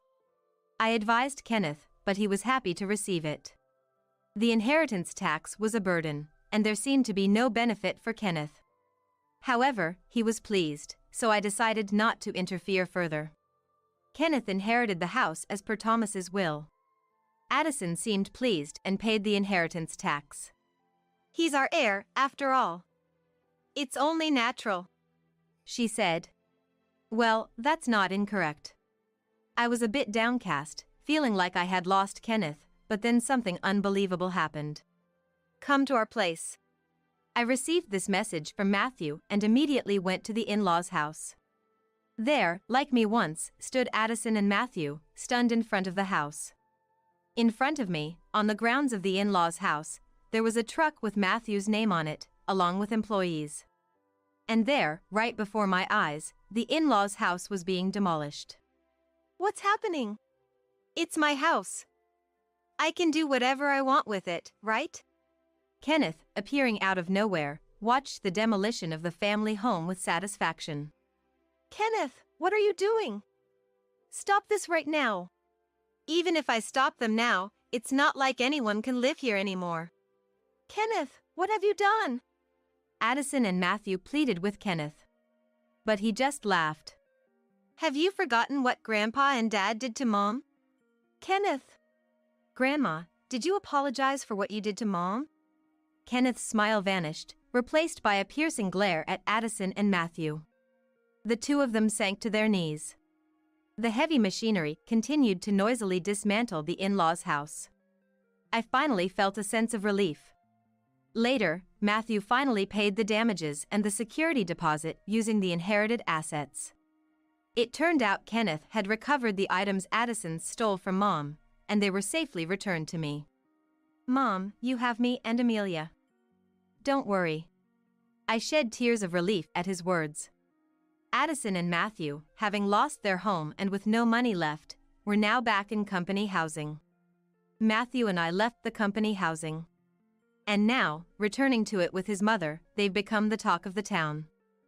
People are wondering what happened. I received such a message from the wife of a colleague of Matthew, who I'm on good terms with. So, I decided to tell her the whole truth, without any deception. The two of them will probably feel awkward from now on, but it's their own responsibility. Furthermore, after Matthew's resignation, the two, having lost their place to live, are now forced to economize in preparation for their new home. Occasionally, I'm considering asking my friends about how the two are faring, just for some conversation. Meanwhile, I continued to stay at Amelia's house, but then Kenneth decided to get married. He plans to build a new home. The land where the in-laws' house stood sold for a good price, which was unexpectedly beneficial. Mom, come live with us. Furthermore, Kenneth said that to me. His wife-to-be expressed her warm welcome to the idea, which I found very heartening. Since I couldn't stay with Amelia forever, I gratefully accepted his offer. Determined not to end up like Addison, I look forward to living happily with my new family. Being a husband's housekeeper, and if you defy, I'll divorce you. That's what Tyler, who stole my black card and went on a spending spree, threatened me with. Taking advantage of my being at work, he's off gallivanting on overseas vacations. I can't stand being mocked by such a ridiculous man. Sure. At my wit's end, I dismiss a call from Tyler and set out to enact a terrifying plan of revenge. My name is Harper. A former actress, I was a star who swept the nation. Having appeared in international dramas, I was once reported overseas as captivating men around the world. My popularity back then was extraordinary. My retirement from the entertainment world came about when I married Tyler, my then manager. He was my rock, skillfully supporting me as I tirelessly traveled the globe. He took care of everything, from my health to my personal life. Even after leaving showbiz, he's been a great help with the business I'm currently handling. Now, we collaborate and run a company related to apparel. I retired from the entertainment industry to marry him, and that was 10 years ago when I was 21. At the height of my fame, my retirement announcement had the media swarming my house daily. Even fanatical fans showed up. Every day, I received letters begging me not to quit, and my departure even caused a societal stir. Rumors and various media coverage abounded, but Tyler and I, oblivious to public opinion, married at the peak of our happiness. Everyone around me supported this decision. Just before retiring, I launched my own apparel brand, and now Tyler works there as an employee.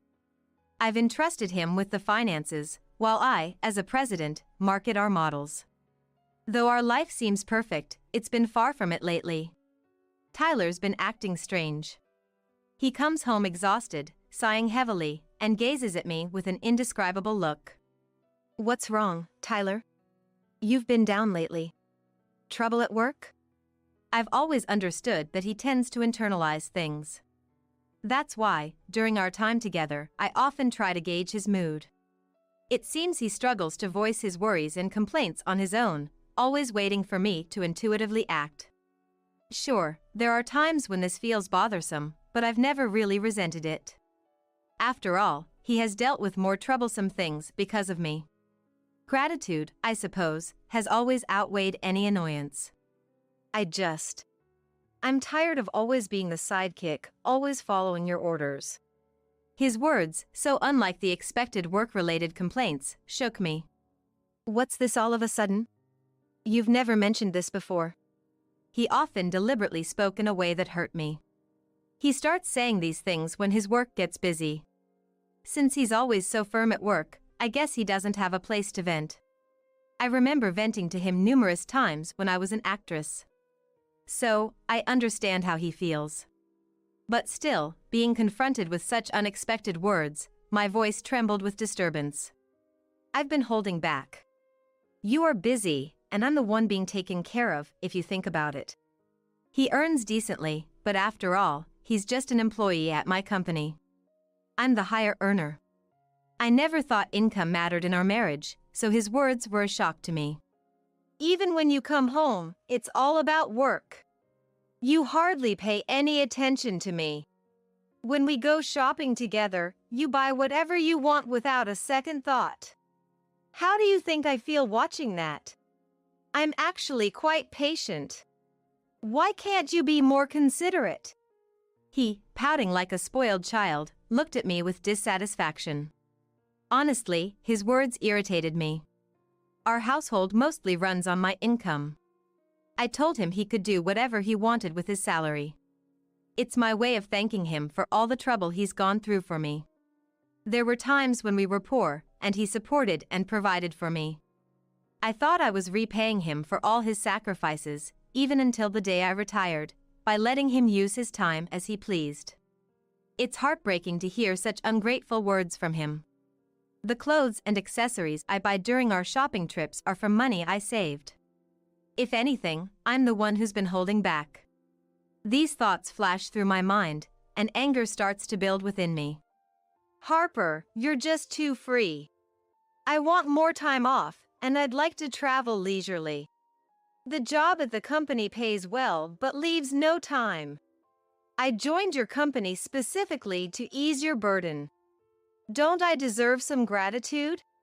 Instead of prioritizing your time, give me some time to rest too.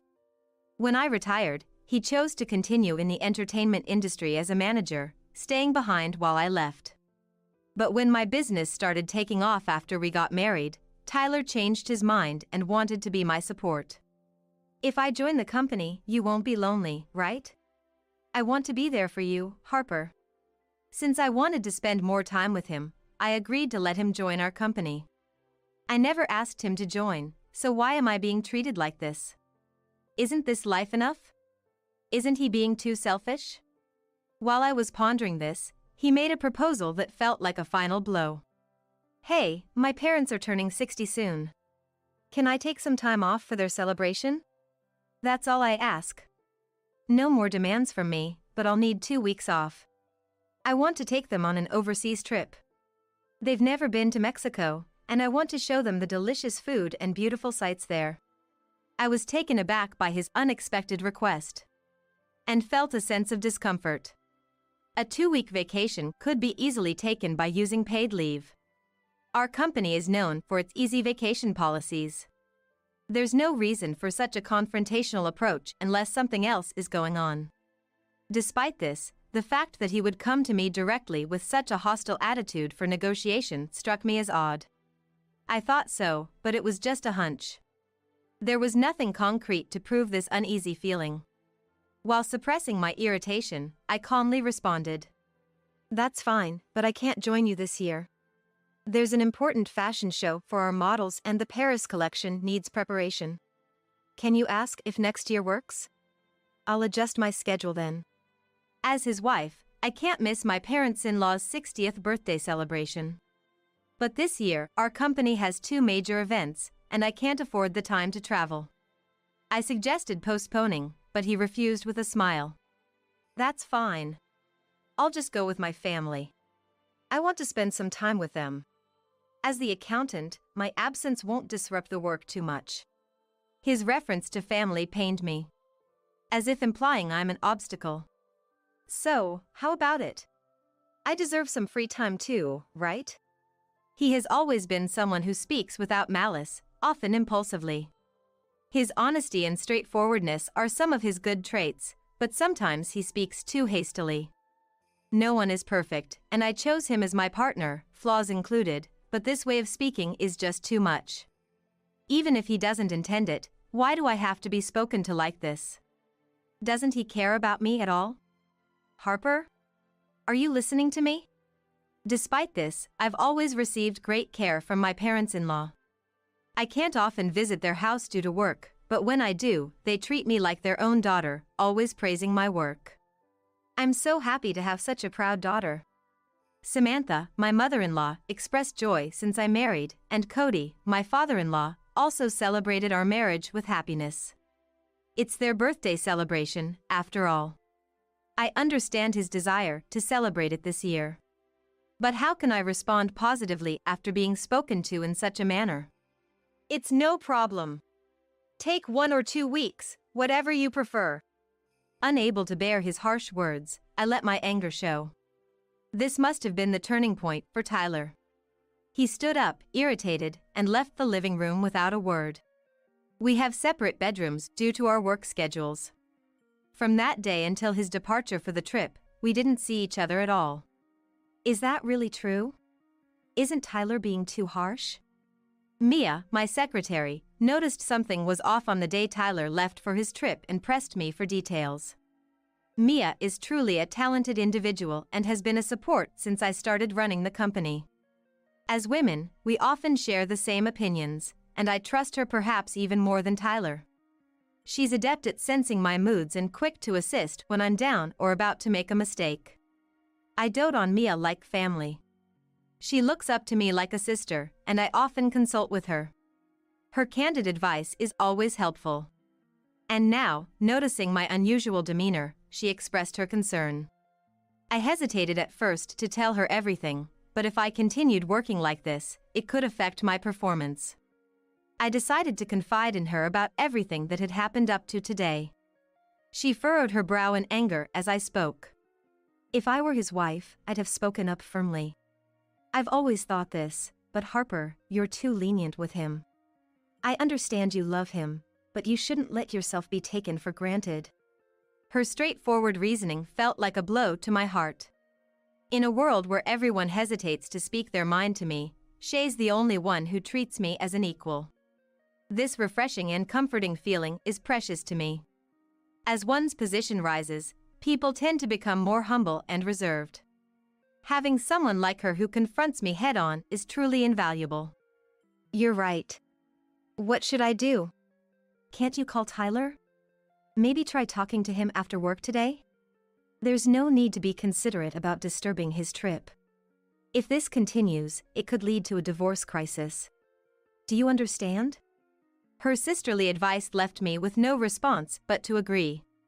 Since work ended early that day, following her suggestion, I decided to call him immediately. He was in Mexico. The time difference wasn't significant, and he should be resting in his room after dinner. I had texted him earlier to let him know I needed to talk, so he should be expecting the call. Expecting no issues, I called, but he didn't answer. Maybe he's still enjoying his time with everyone? I'll try calling again later. I tried calling every 30 minutes, but still no answer. Worried, I contacted Samantha to inquire about Tyler's well-being. Hello, Harper. Sorry we went on this trip just with our family. Cody and I told Tyler we'd prefer if you were with us, but he insisted. Samantha used to be strict and education-focused, as Tyler once told me. But now, she's kind and always concerned about my busy life, offering comforting words. No, I'm sorry I couldn't make it this year due to our company's busy schedule. Next year, I'll make time for a proper celebration. Oh, don't worry about it. Just the fact that you're giving us such a wonderful trip is more than enough. Samantha's kind words with a smile made me feel uneasy. A trip is a gift? Hearing a word that was unfamiliar to me, I asked Samantha to clarify. She seemed surprised by my question and explained the situation with a tone of shock. Oh, isn't that right? I heard from him that this trip was fully funded by you since you couldn't join the trip. Wait, what? I screamed out loud, completely unaware of this story. Samantha must have realized from my reaction that I knew nothing about it.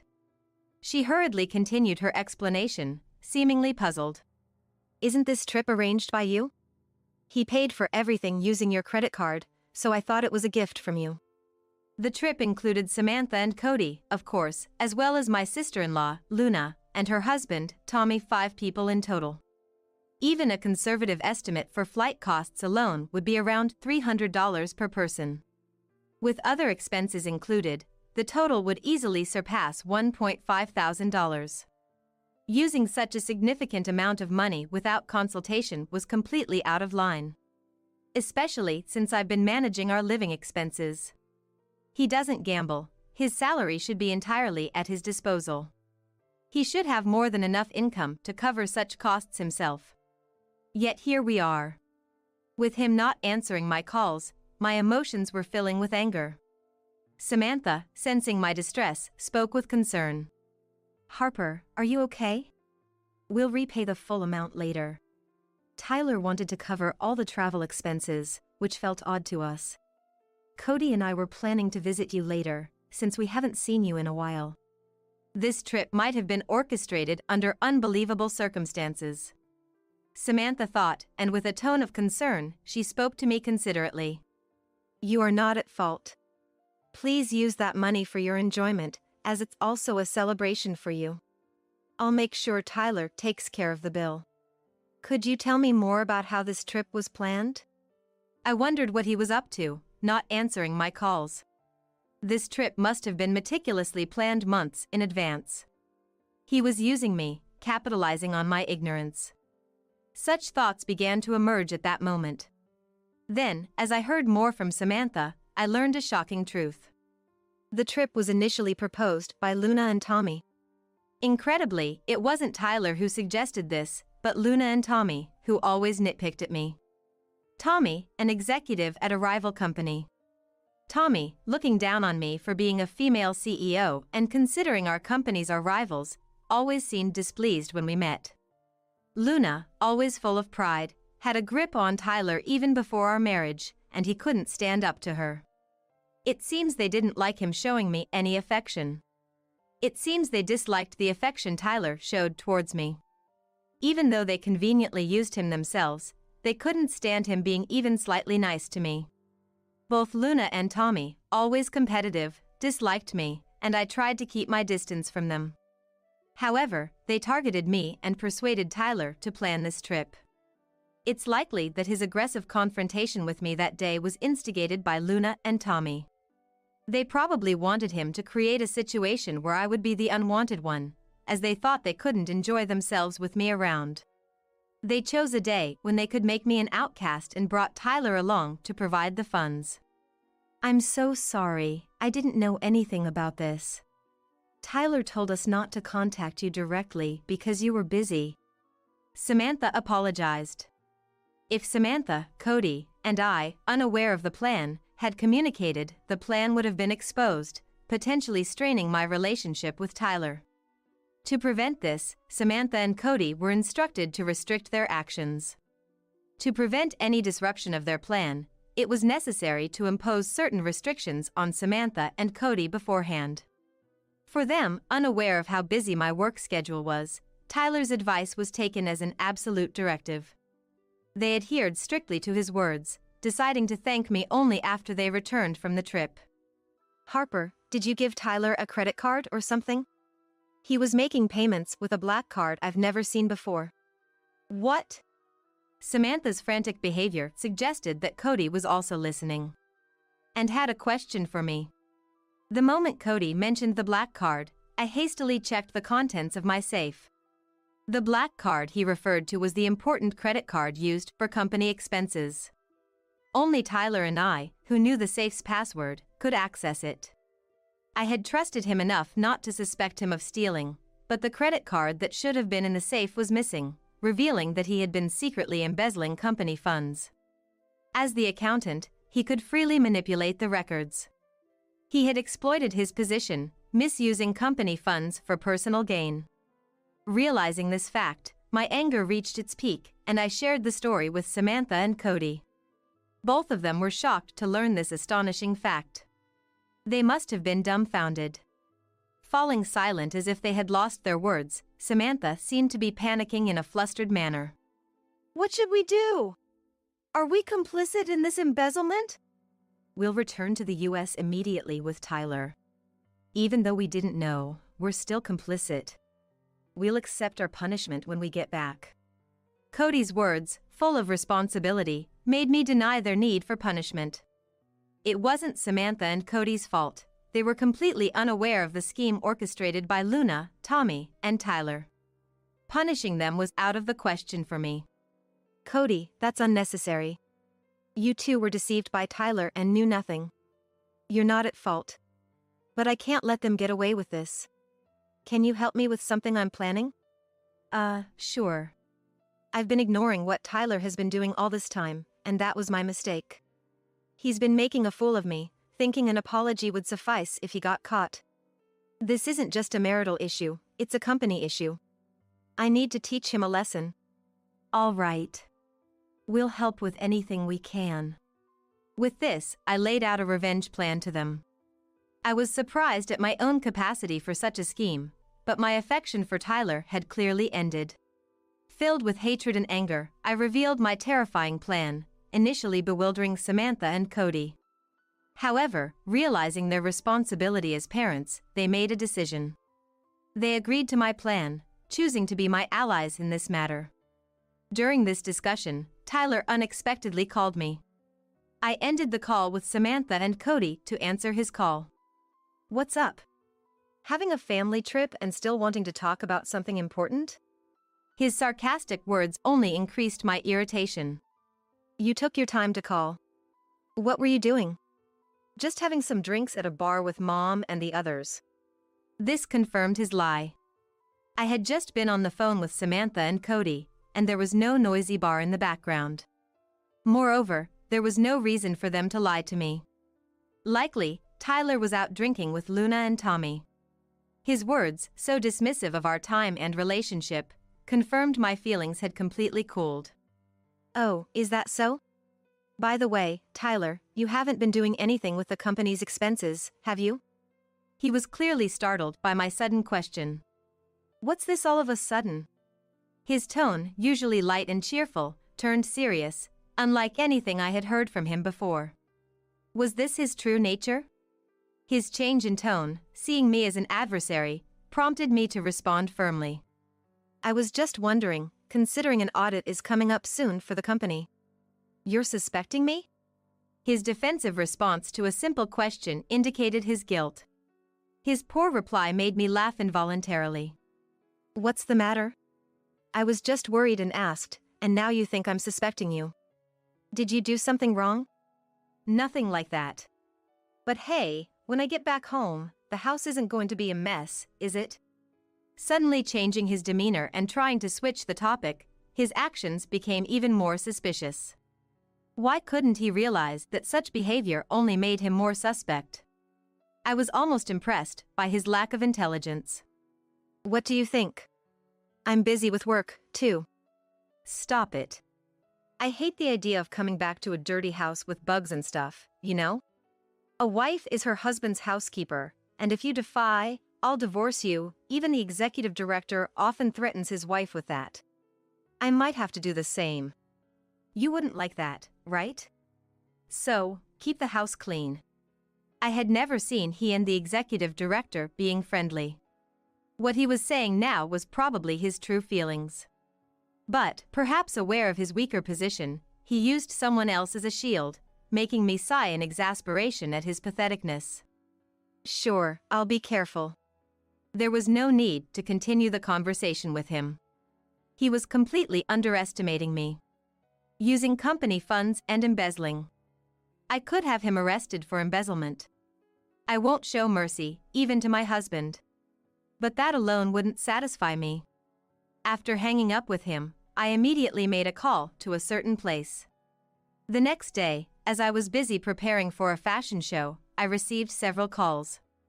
Of course, it was Tyler. I noticed his calls late at night, while I was out for a certain reason. Fortunately, Mia was with me, so she drove while I answered his call. You're late. What have you been doing? His rough tone, heard through the speakerphone, surprised both Mia and me. Just work, what else? Harper, did you do something yesterday? Something? What do you mean? Don't play dumb. Tell me the truth. What did you do? Tyler was in total panic, and in the background, I could hear several Mexican men confronting Luna, Tommy, and Tyler. It sounds noisy. What's happening? It's nothing. He suddenly became flustered after shouting. Realizing he'd be at a disadvantage if he spoke out, he struggled to find the right words. His behavior was so bizarre that I decided to explain the situation to him. It was time for him to taste true despair. Too bad. You were supposed to be enjoying a lavish time in Mexico, but now you've woken up from that dream overnight, right? But it's your own fault for misusing someone else's money. Did you do something, Harper? While he was reacting strangely, I explained what I had done the previous day. I contacted the president of the credit card company I had a contract with. Despite the late hour, the president, always grateful for my patronage, agreed to suspend the company's credit card early in the morning. If a credit card is misused, the company doesn't have to pay the shop, so the shop bears the full loss. However, this time, since the payment was supposed to be made in full at the hotel checkout, Tyler, unable to use the stopped card, was now stranded and being questioned at the hotel reception. Tyler, Mom and Dad have already checked out. The cab they reserved took them away, so there's no one to pick you up. Luna, cornered, desperately asked Tyler what to do. Hearing this, he became even more panicked and turned his anger towards me. Doing such a thing, you think you can get away with it? Are you okay with us getting divorced? Please do. In fact, I prefer divorce from a husband who embezzles company funds. I've already spoken to the lawyer, and will proceed with the divorce proceedings. He, flustered by my unshaken demeanor, realized his mistake. I've been silent about everything you have done so far. There was truth in him supporting my work, and I was grateful to him. But I've reached my limit. But, realizing his dire situation, he pathetically acknowledged my fury. The reception, relentlessly demanding payment, showed no mercy. He, relying on an interpreter, couldn't speak Spanish at all. Listening to this, I had an idea and suggested to him to pass the phone to them. Nobody there speaks Spanish, right? Can you let me talk to them? I'll explain for you. Will you help me? I'm glad to switch. Thinking that I had changed my mind after his apparent regret, he quickly handed his mobile phone to the hotel reception. I explained the situation to the reception in Spanish, and they quickly understood. To ease any concerns, I got their contact information, which Mia noted down. They happily agreed to cooperate with my deal. After talking to me, they returned the phone to Tyler. What happened? Did you sort it out? Yes, I took care of it. Now it's up to you guys to manage. Really? You're a lifesaver, Harper. I love you. With that, he was called back to the reception. Unaware of our conversation, he ended the call and followed them. Are you okay? This might turn into a big problem. Just perfect. It's the right kind of hell for them. An hour later, as expected, Tyler called many times. When I answered, he was in a pathetic state. What's going on, Harper? What is this place? He showed me a video call of a slum street. Tyler, Luna, and Tommy had been taken to the slums and stripped of all their belongings. The fact that they ended up in one of Mexico's most dangerous slums was unexpected. The receptionist had told me, I was a fan of Harper. I'll arrange the punishment, leave it to me. But I never expected it would be this place. I laughed out loud at the location, far beyond my expectations. Lucky you. Still alive in the most dangerous place in Mexico. It's a miracle you're alive. That's impossible. Wait, Harper. What do you mean? Explain, and come to help us right now. From the video call, it was clear they could hear my voice. The homeless people surrounding them were causing a commotion. You were causing trouble for Harper. It's your fault. You three should reflect. Samantha and Cody appeared on the call, surprising Luna and the others. Mom and Dad, what are you doing? Harper's acquaintance flew us back on a private jet to the US, and Harper came to pick us up. We knew you were trying to trap Harper. We asked her to do whatever she wanted. At that moment, the homeless people behind them started questioning Luna, Tyler, and Tommy. The slum residents were merciless, even to women, if they seemed to have anything valuable. As they argued on the video call in the dangerous streets, it was natural they'd become prey. I spoke to the locals in the background, smiling. These men have been misusing my credit card and have been terrible to me every night. Do whatever you like with them. I want them to see hell. They agreed, saying, leave it to us. The call ended abruptly, likely because the phone was taken. Since then, they have been living in fear in the slums. Treated poorly by the locals and unable to afford a return to the US. They were effectively trapped abroad. I confirmed the events with the hotel reception afterward. Their acquaintance, apparently a boss in the slums, agreed to take care of Tyler and the others in exchange for a treat of fine liquor. The agreement was made on the condition that they'd be safe from life-threatening situations. In return, I agreed to sing at their hotel, the only song I released during my active years. The song you released is still my treasure. Your thanks can be in the form of a song, so come stay at our hotel. I'll tell the manager to give you the best service. With this, I successfully took my revenge on Tyler and the others. Since then, I've managed to divorce Tyler with the help of the men from the hotel. I feel relieved and am spending enjoyable times with Samantha and Cody. Luna and Tommy were fired for their unauthorized absence from work. Without their phones, they couldn't contact anyone. Samantha and Cody explained the situation well, so it didn't become a police matter, and no one else cared about them. Thus, my ties with Tyler were completely severed. Since then, I've been focusing on my work and enjoying life.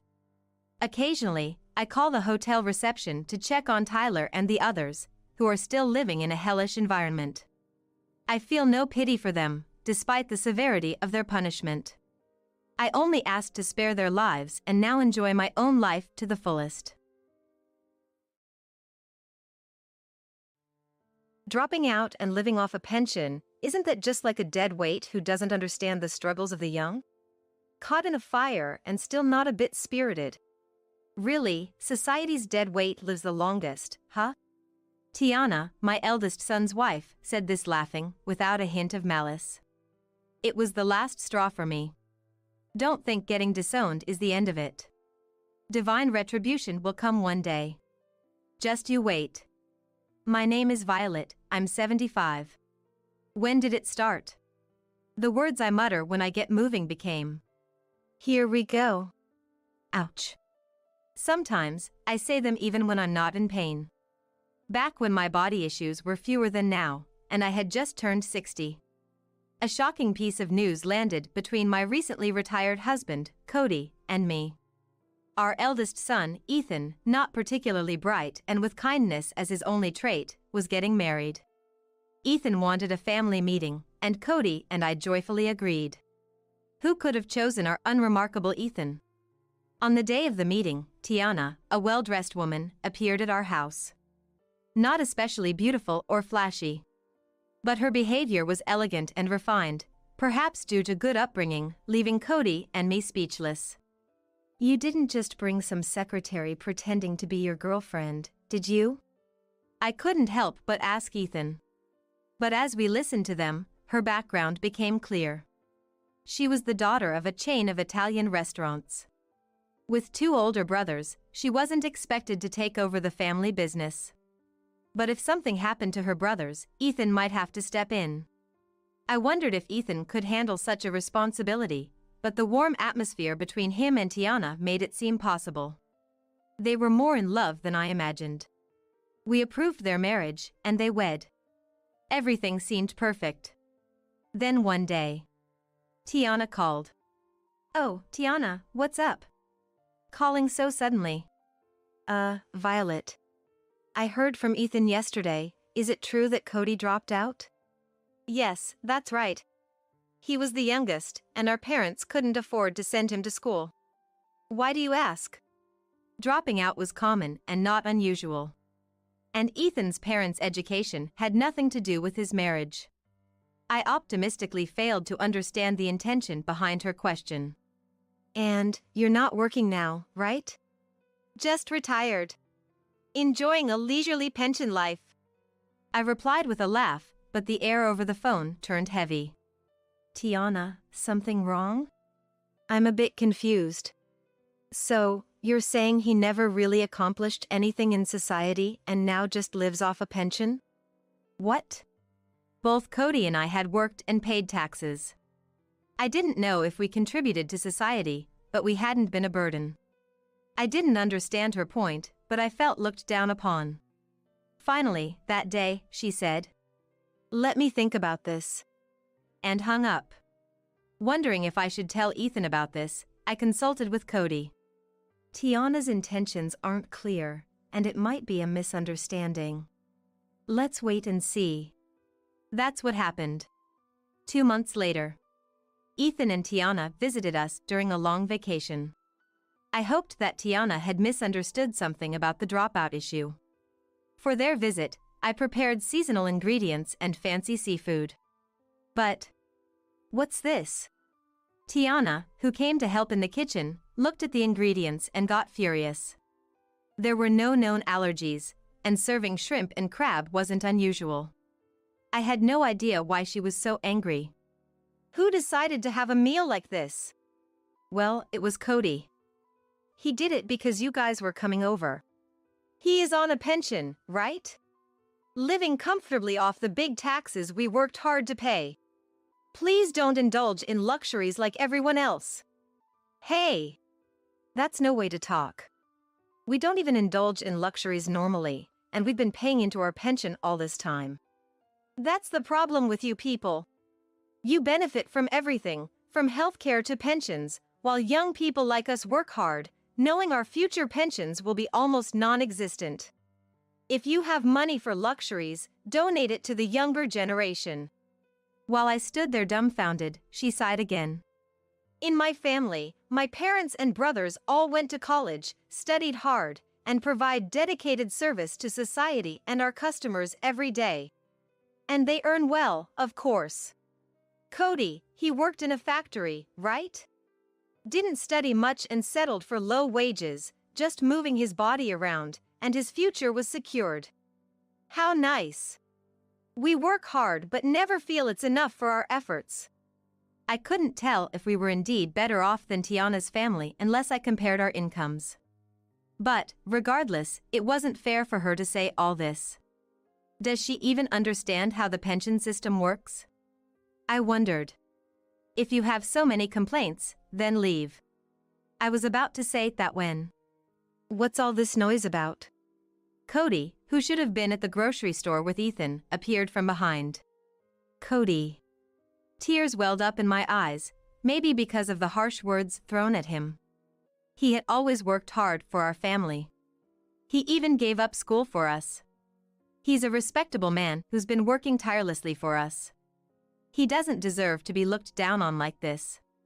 Cody, can you please stop living so luxuriously? Huh?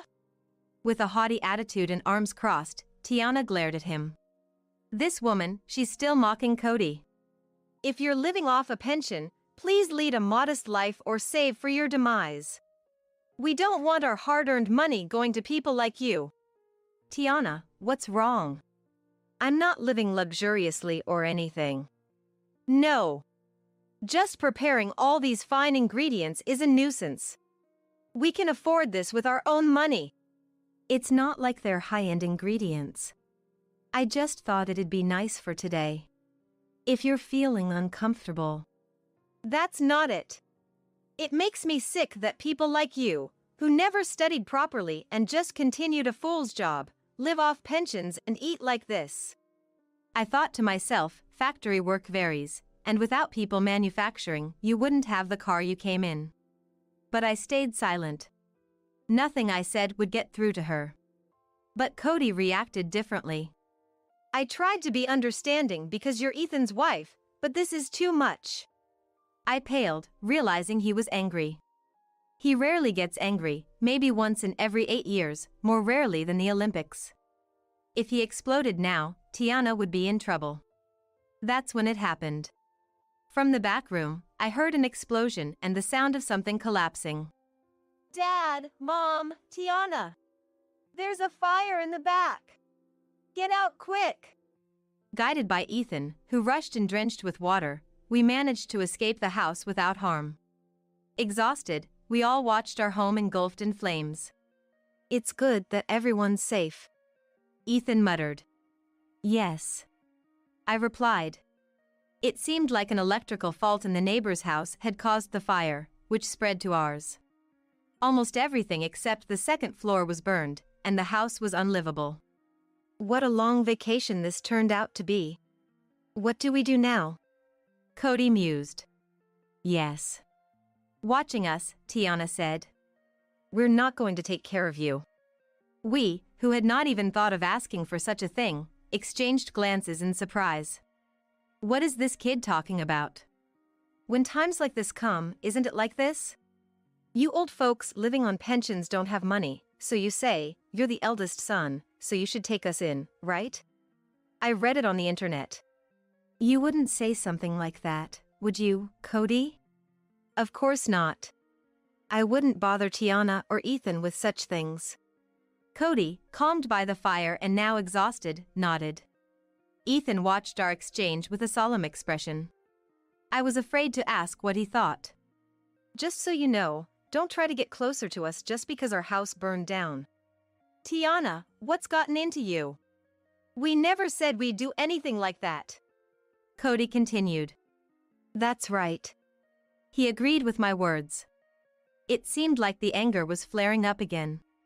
People with no brains can't imagine what others might think. After all, how can you, living on pensions, rebuild your lives with no education?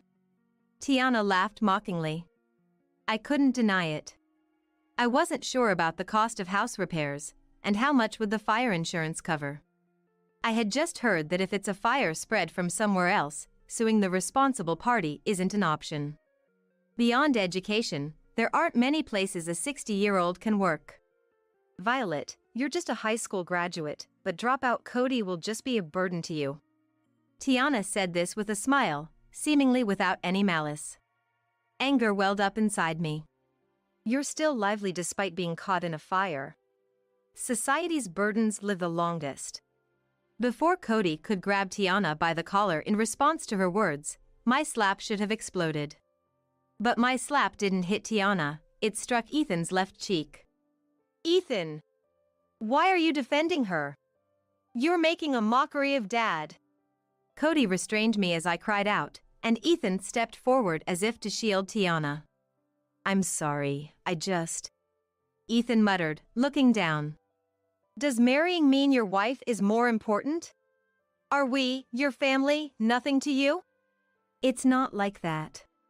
But I love her too, so whether she's wrong or right, I can't choose. My dear Ethan, whose only good trait was his kindness, had become merely indecisive. I had carried and raised Ethan with care. I understood his feelings. I would have liked to support his kind heart if possible. But I just couldn't get along with Tiana anymore. That's enough. Dad and I will cut ties with her. We won't see you either. I couldn't bring myself to say cut ties with Ethan too. My weakness was apparent. I might be called pathetic, but I just couldn't bear to easily sever ties with Ethan. I never imagined spending the last years of my life like this. My body trembled, whether from fear, anxiety, or the excitement of my outburst. And so, my husband and I, and Ethan and his wife, started walking separate paths. 10 years later, after various circumstances, we were living with Cedric, our second son, and his wife. 2 days after the fire, when Cedric was supposed to visit, I contacted him. "Why don't you live with us?" He said it so casually, and we've been living together ever since. Cedric's wife, Caddy, had been unwell since giving birth and struggled with household chores. Then came our house fire. It goes without saying that Cedric's suggestion to live with us had an ulterior motive. But in exchange for doing household chores, living rent-free was a good deal for us. Even if the household chores meant playing with the grandchildren or cooking, being able to see them grow up every day was a reward for us. We shared household duties with Caddy, and we took over entirely when she felt unwell, so there was no inconvenience at all. Living with us might actually be easier for them than when it was just the two of us. I never really minded or felt dissatisfied, but Cody isn't much of a housekeeper. After cutting ties with Tiana and leaving our burnt house, I felt a daily happiness, as if the words disposal of unnecessary items, huge success, were floating in my head. Then, one day, after finishing dinner and about to serve cookies I made with my grandchildren, the doorbell rang. "Hello?" Caddy answered in her usual manner. "Help!" And from the monitor came a voice. Those grave words made us brace for some emergency. "Tiana?" Caddy looked bewildered, alternating glances between the monitor and us. "Eh? Tiana?" I couldn't believe it and looked at the monitor, where Ethan and his wife stood. What are you doing here? I couldn't help but ask. Please, we apologize for everything in the past, just help our company. The sight of Ethan and his wife asking for help through the monitor caught even me off guard. Worried the neighbors might think oddly of Cedric's family, I hurriedly opened the door. What's this all about? Why so sudden? I ask. Behind me stood Cody, and a little further back, Cedric watched us with concern, protecting his children and caddy. Our family business is about to go bankrupt. The family business, United Capital Holdings?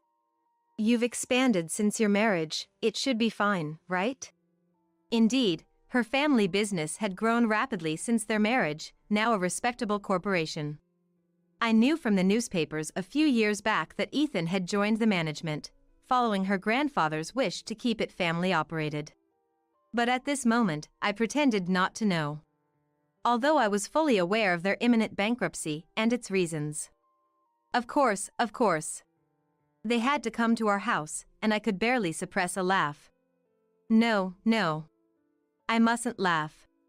I can't divulge details, but expanding so much has backfired. Can you help us without asking anything? Let me guess, you hired manager candidates thinking anyone would be fine as long as they were college graduates, and they did whatever they wanted? I know all about it. Cody was the one who reacted to her words. Like me, he, who knew everything, couldn't completely hide his amusement. So you knew, Mr. Gourmet Iron Man. Tiana said, looking dejected. Since living here, Cedric often takes me out to eat. Starting a blog turned out to be popular, what a hassle. Cody laughed. Since moving in with Cedric and his family, Cody, who loved food, was frequently taken out to various restaurants by Cedric. He started reviewing the flavors on a blog, which became popular for its honest depiction of minor local eateries. Now, he even writes articles for magazines, introducing recommended gourmet maps. Gourmet Ironman was his pen name. His articles were so influential that celebrities often visited the restaurants he reviewed. Cody, once mocked as a dropout living on a pension, now earned his income solely through his talent for writing and popularity, regardless of his educational background. I saw you entering a restaurant I know and realized you are the Gourmet Iron Man.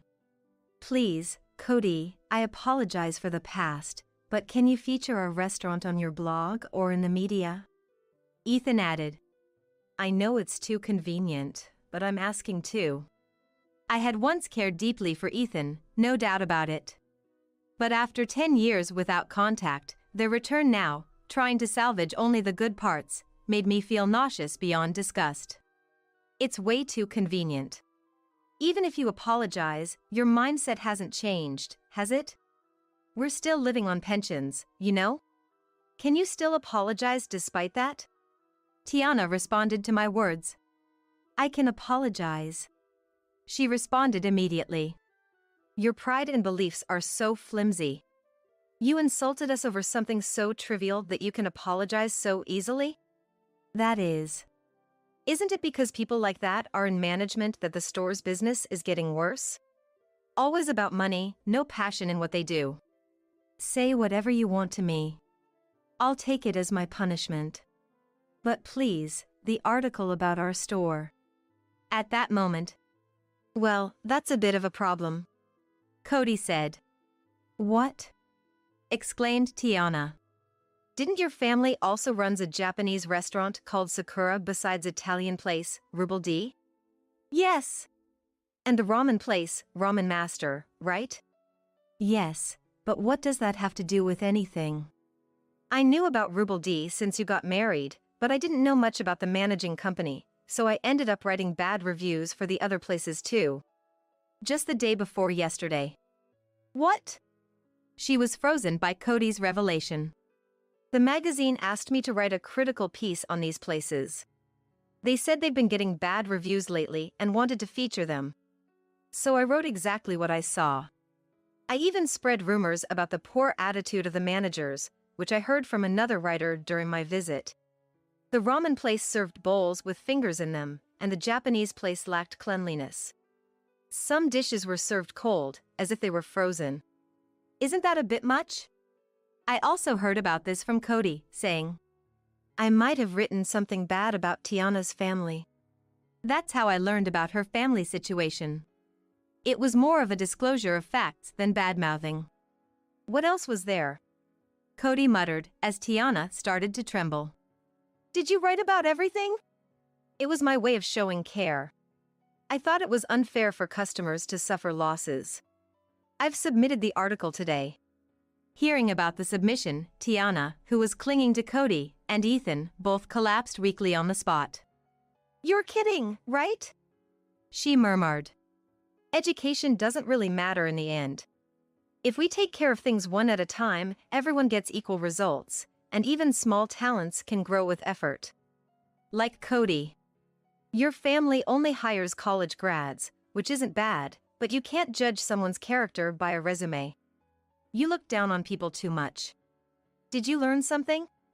At my words, Tiana contorted her face and apologized. I'm sorry. She must have realized how shameful her behavior had been towards someone she had once cut ties with. She apologized and left.